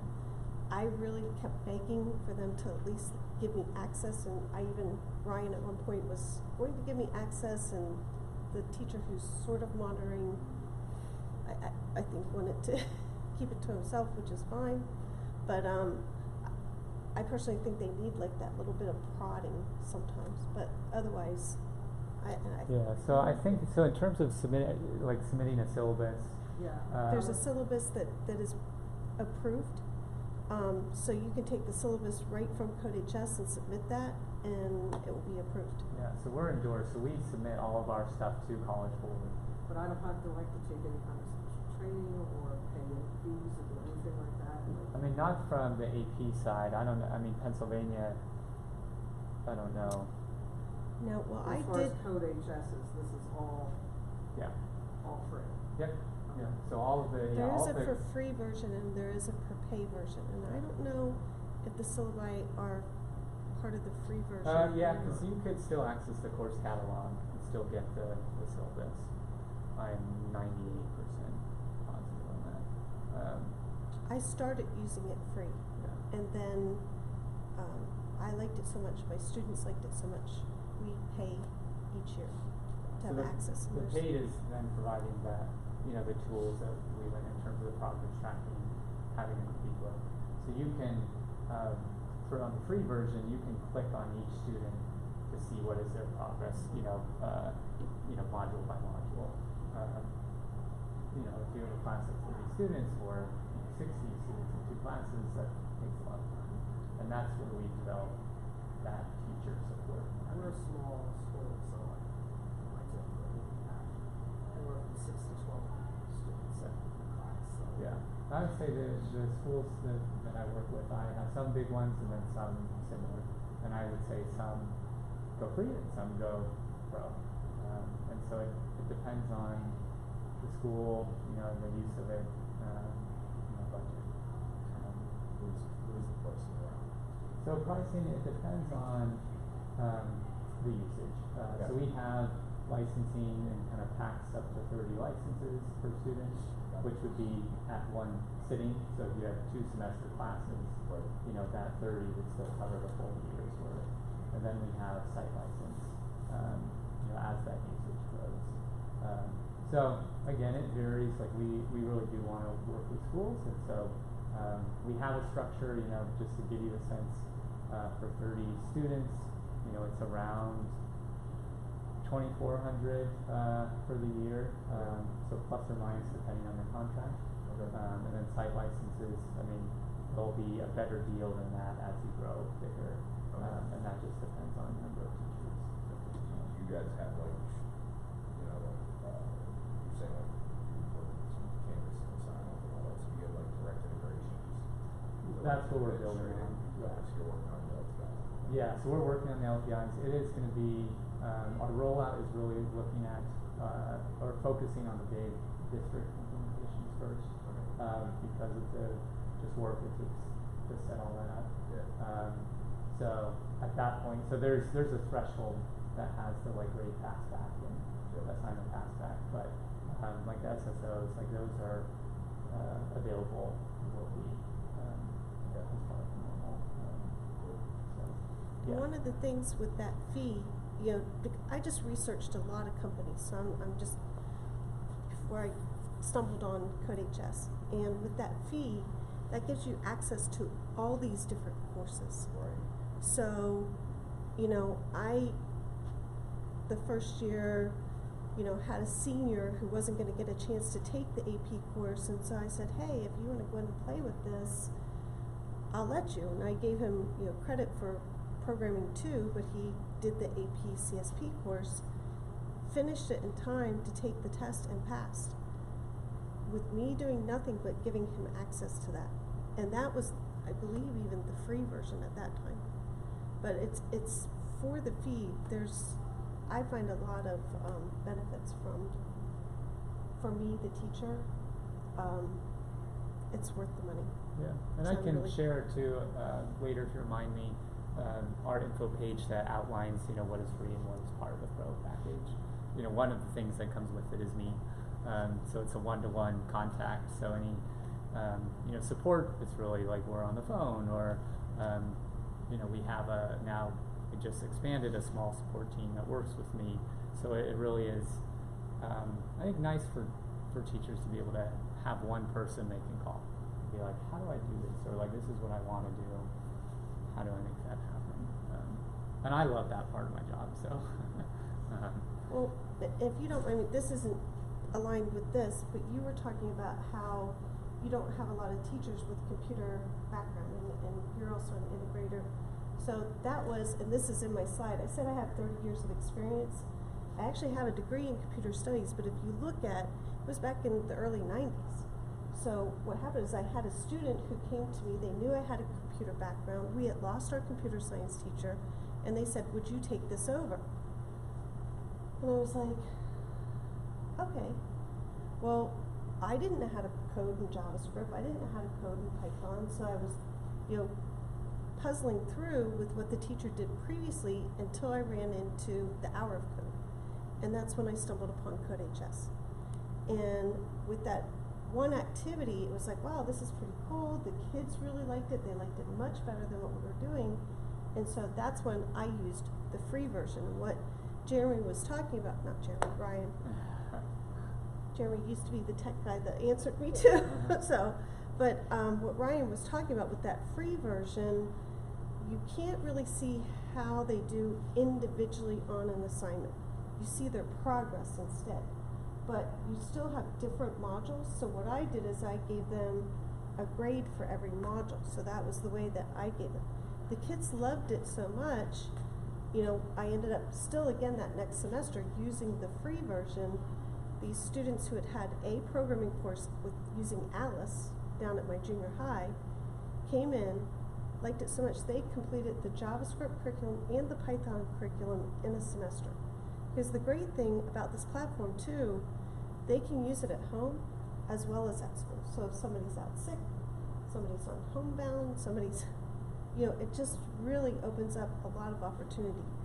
And the auto grader, just as a comparison, I know it's another free platform, but code.org I'm also trained in. I went to Phoenix. In code.org, it sort of lets the child decide if they've met the goal and they progress. CodeHS, he showed you that one screen where it will say, okay, you've met this goal, this goal, this goal. So you may move on. It doesn't allow them to get the points. Now in the free version, you'll just see that they've progressed. But, with the grade version, you can see, they're stuck here, so I can go in. It gives me solutions. I'm not a pro at all of these, even though I've been using it for quite a while. I'm still not the expert. And that's, I think, all of us know as computer teachers, anyone has all the answers. So you just have to become comfortable with that. I tell them to talk to each other first, before they ever come to me, and then I'll look at it. And so, but it has been, I just love it. It's a great, great program. And every time I reach out and say I need a little bit more, it seems like they make adaptations. It's like, this isn't working for me, so they change it. So they're just very supportive. Sorry, I jumped out of sequence. No, that's fine. I mean, that's what we need for. Yeah, and I think it is just touching on the culture of, we're, a third of us have all been teachers before. So it really is, like, most of the features on here have been teacher requests at some point. And we're pretty quick to implement. I mean, I was here and they already built like a conference, like lead acquisition thing that they wanted me to try out. So it's just, I think we're quick to innovate on that sense. All right, so we've looked at courses. Hopefully, just to recap, if you are, when you log in, you'll be on your landing page, and you can always get back to your landing page. My section is teacher page, and then to get to the catalog, my courses, probably not teaching anything yet, so you can just go down to view course catalog to access all the courses. And so I definitely encourage you guys, whether it's you or pass it along to another teacher, get in there and start trying the courses. Just so you get a sense of it, and maybe there are some students that on the side, you think might benefit from that. So that's part of the customization of the curriculum and the courses you choose. We have a lot that you can choose from. What I want to then get into is, all right, let's do JavaScript, but I want to change it so it matches what I want to do. So we'll walk through this together. So if everyone will go to my sections teacher page. And then we're going to create your first section. So you'll walk away with a section and a course attached to that. So everyone click the Create New Section bright green button. And we need a name for the section. So this is what the name for your class would be, or club, or anything. So this will be maybe my P&C JavaScript.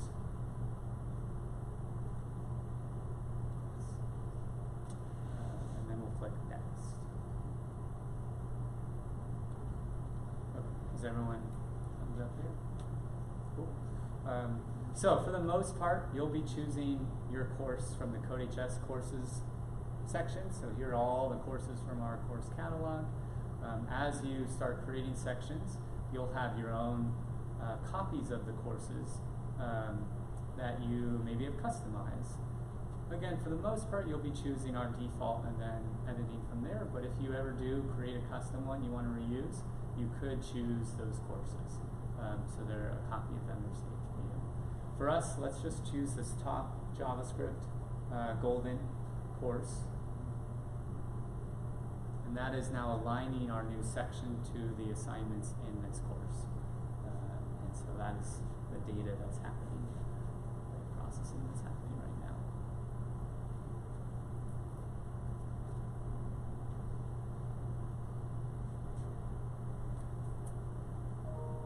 Okay. Did everyone make it to the roster page? So this is the roster page that you would get when you click on your section row. There's no students in here, we haven't added any, but if you would like to, you have a specific URL up top, and there's a class code there that students can just put this into their browser, and that will prompt them to create an account and then enroll them into your section. So it's an easy way just to populate, but we also have Google Classroom and Clever single sign-ons, so you can link your rosters, and so that will do the rostering for you as well. So if they have a Google sign-on, can they use that to sign on to this, or? I believe so. Yeah. Let me see what that looks like. Can't remember, to be honest. So here's a sign up with Google, or you can create your own. But you'll see down at the bottom there was that class code that is automatically filled in to put them into your section. Yeah, good question. But the rostering, if you wanted to do Google Classroom as a roster, so it is linked with your Google Classroom, that was part of the section creation. There was a little link that said link with Google Classroom. So you wouldn't go through this part. All right, so we have our class.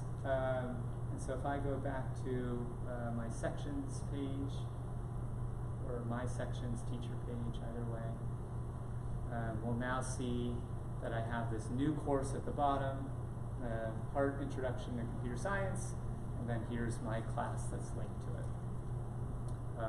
So now we're going to look on how we can customize the assignments part of this. So if everyone will click the title of the course that they just created, that'll bring us to the assignments for this course. You can also click on assignments on this left column, or assignments up top. There's a lot of ways you can connect to that. Is there anyone not looking at the assignments? In the blue box, see if it says student or teacher. Where it came from. Okay, so if you just click assignments. Oh, okay. Yeah, that's. I'm just trying to go. Yeah, you can do it from that landing page as well. Cool. Sorry. No, you're fine. Cool.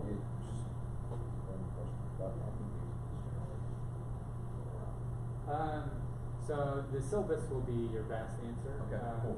So I would check that out. But in general, I mean, they're scaffolded to be a year. Great. You know, our newer courses, each iteration we're adding stuff to it. So The JavaScript has been around for a while, so I think it's pretty good, but it also depends on the school and like what kids you're working with. We have, Resources. yeah, if you go to the course catalog, actually it's probably yeah, so there's a few ways to get to things on the site. Okay, so we have our assignments, and let's say, actually to start, we're going to rename our course, just so it's not that long string. So I'm going to rename this, and I'm going to rename it my P&C course, just so I know when it appears on my course list, I know what's in this assignment bank. I did that by clicking on the pencil there right next to the course. And so the first thing that we're going to do is delete modules. There are things in here I don't want my students to do. So we're just going to delete them and go from there. So let's say this pretest, we don't want to do it. So if you click the three dots, you'll see the delete. And so we can just click delete and do it again for some reasons. Which one's right now? So now we're deleting this module from our course.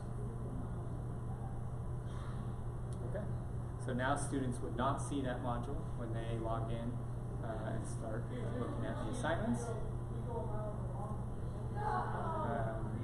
And you'll also see whenever, as you're exploring this pro label and anything underneath it is grayed out. So those are things you would be able to do if you had the pro access. So I'm going to scroll all the way to the bottom. I'm going to delete, let's say I don't want them to do the final exam.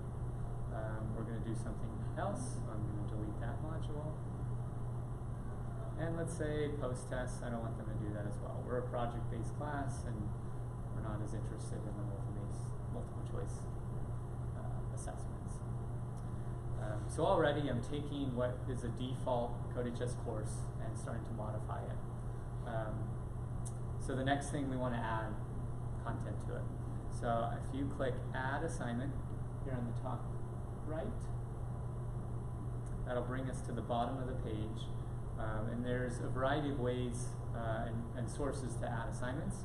So we have extra curriculum that we've developed for this course that is not part of the course. It's great for differentiation. It's great for a class that is, hey, they're excelling. These kids are getting it. So there's room that you can wiggle there. There's also extra practice for those who just need extra practice. So I'm going to take this extra Carol puzzles. I want to do more Carol puzzles. This is the dog. And I'm going to click Assign.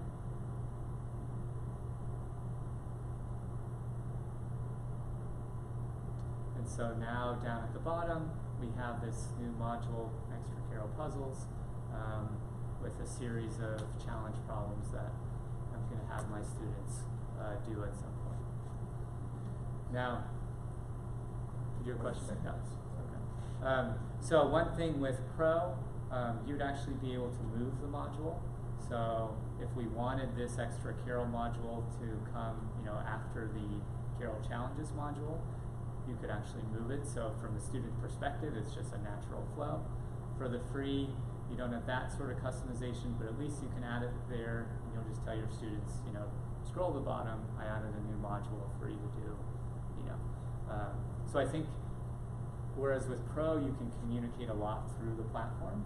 Free, you just have to communicate, off platform, and just be very specific on which assignment, what you want them to work through. So there are other ways, other sources to add assignments. That was supplemental. You can also add content from the other courses in our list. And then we also have community banks. So teachers can create problems, can create playlists of problems that you can pull from their creations into your course. So that's often, especially new teachers who are like, I need a JavaScript problem that practices loops. The problem bank would be a great place to search and find one you like and then assign it in. After this, we're going to create our own content. So that'll be a place you can pull from as well. But to start, I'm going to click on, so this is the bottom of my assignment list under the supplemental, and I'm going to click on course catalog. So it's going to bring us back to the course catalog. And in this case, you mentioned cybersecurity. Let's add a cybersecurity module. So in the search bar, I'm typing cyber. This is in the course catalog. However you get to the course catalog is fine. And I'm going to click on View Units. So by clicking on View Units, I can now assign individual units to a course.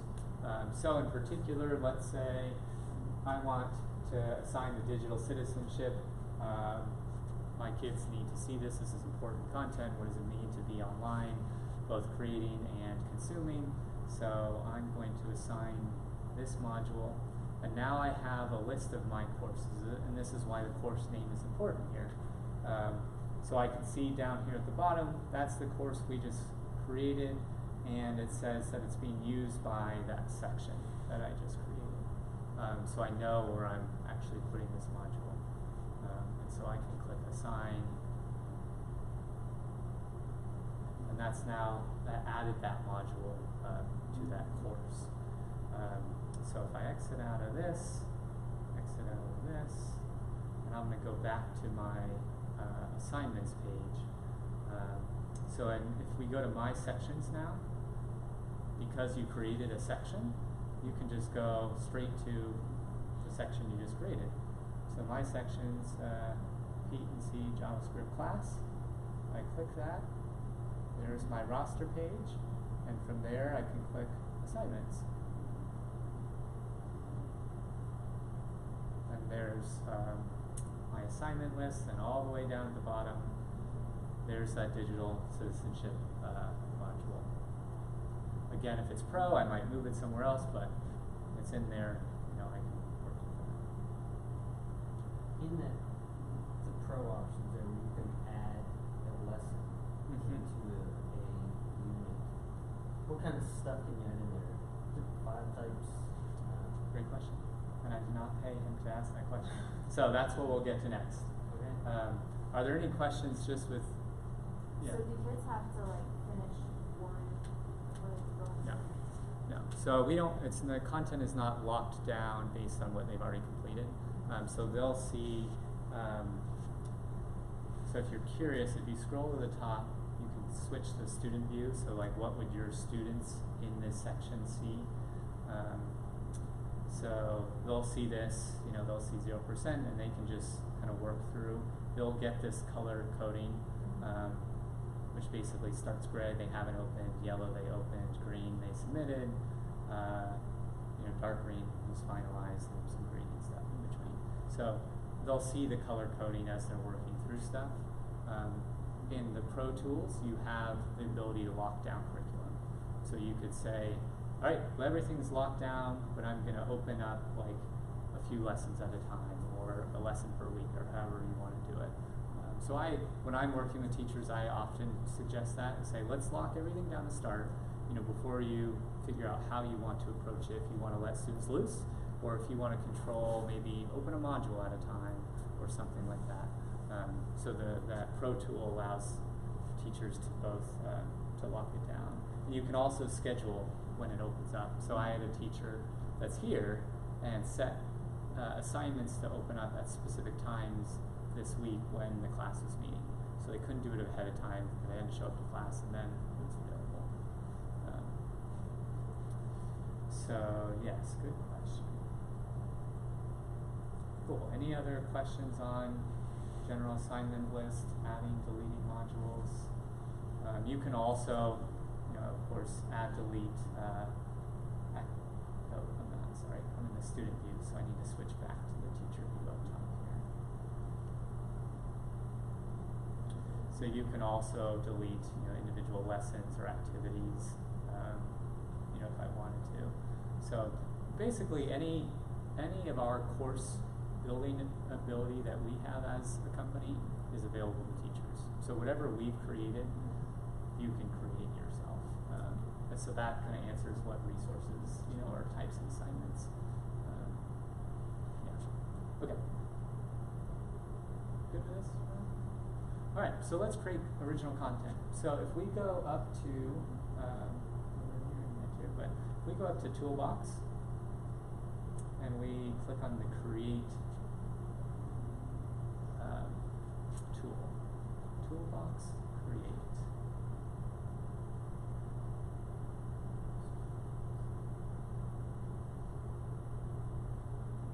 So Toolbox, Create, and that'll bring you to this Create page. So essentially there are different ways to store your individual creations. You can build a full custom course if you want. We're just going to create a playlist, which will be a running list of problems that we'll create. So in the top right here, I'm going to name this my P&C list.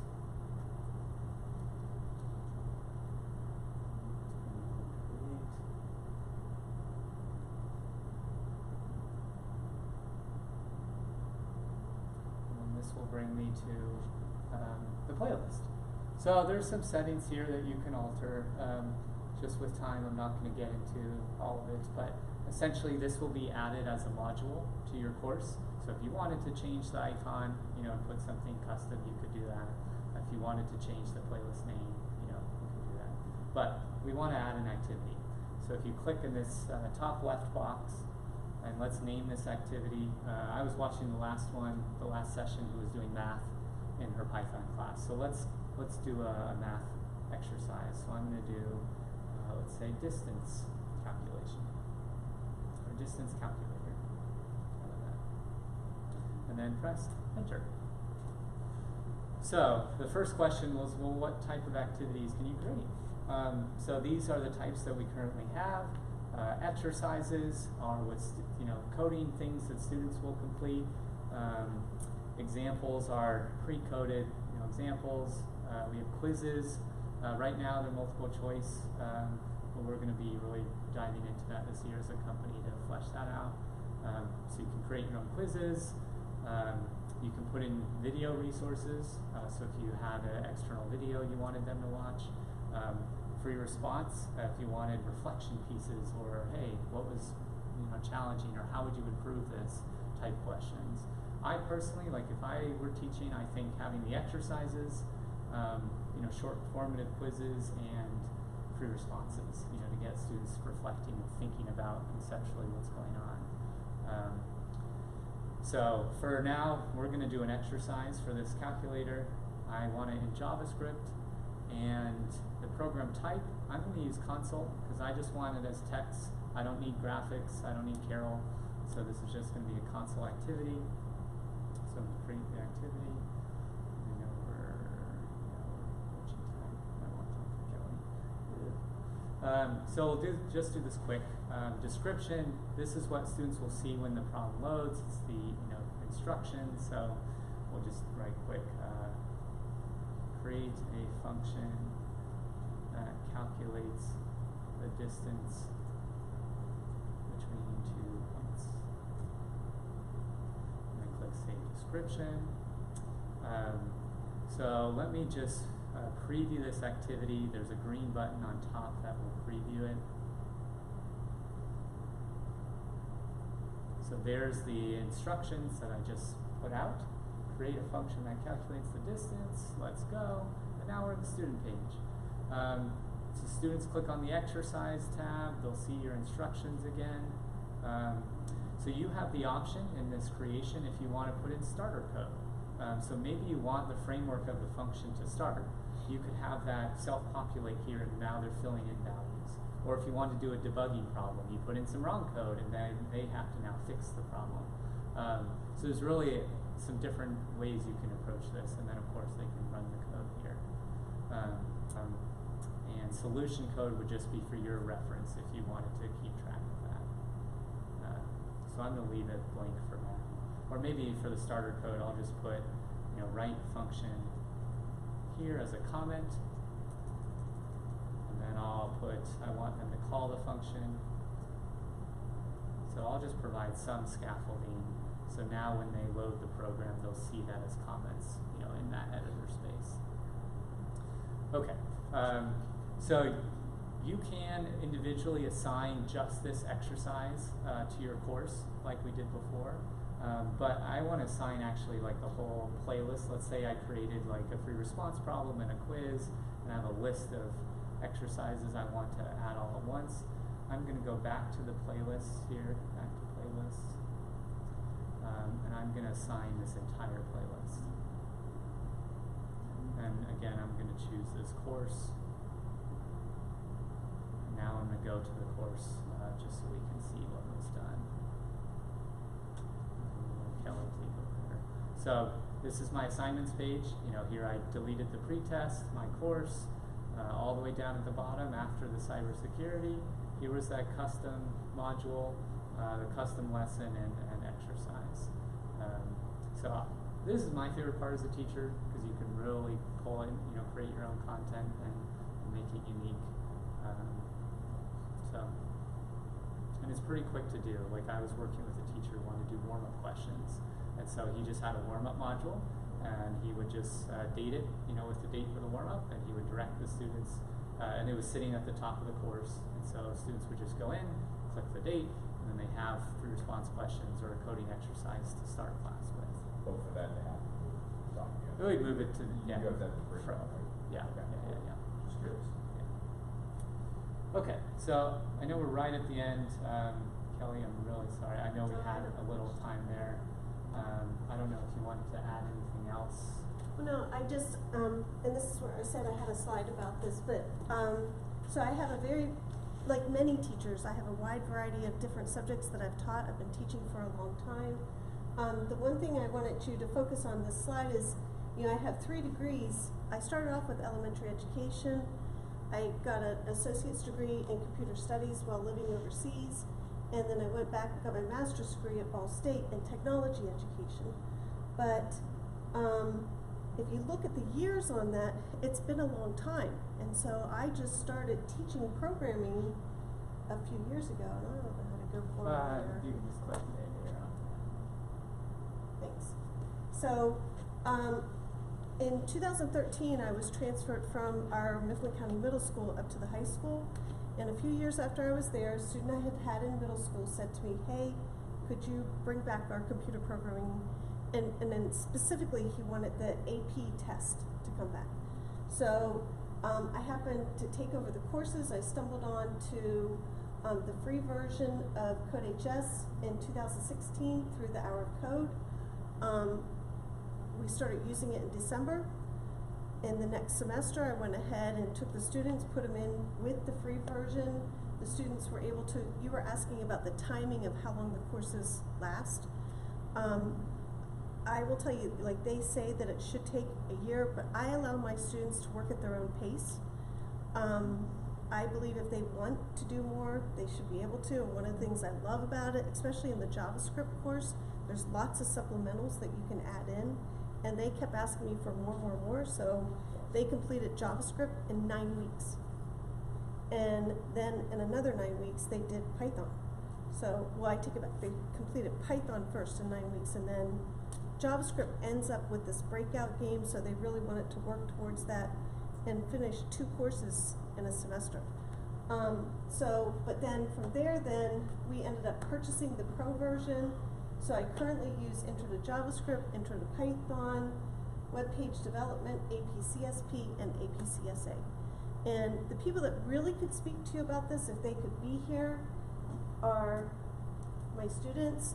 And last week when I knew I was coming here, I just said, real quick, could you just send me an email and tell me what you like about CodeHS? Because they had used, you know, a couple different platforms, and these were their responses. They didn't get any points for this. They didn't. It was just, hey, could you just take a minute and send me an email? And to be honest with you, I love this program, but my students love it more because each year I say to them, we're doing it blended.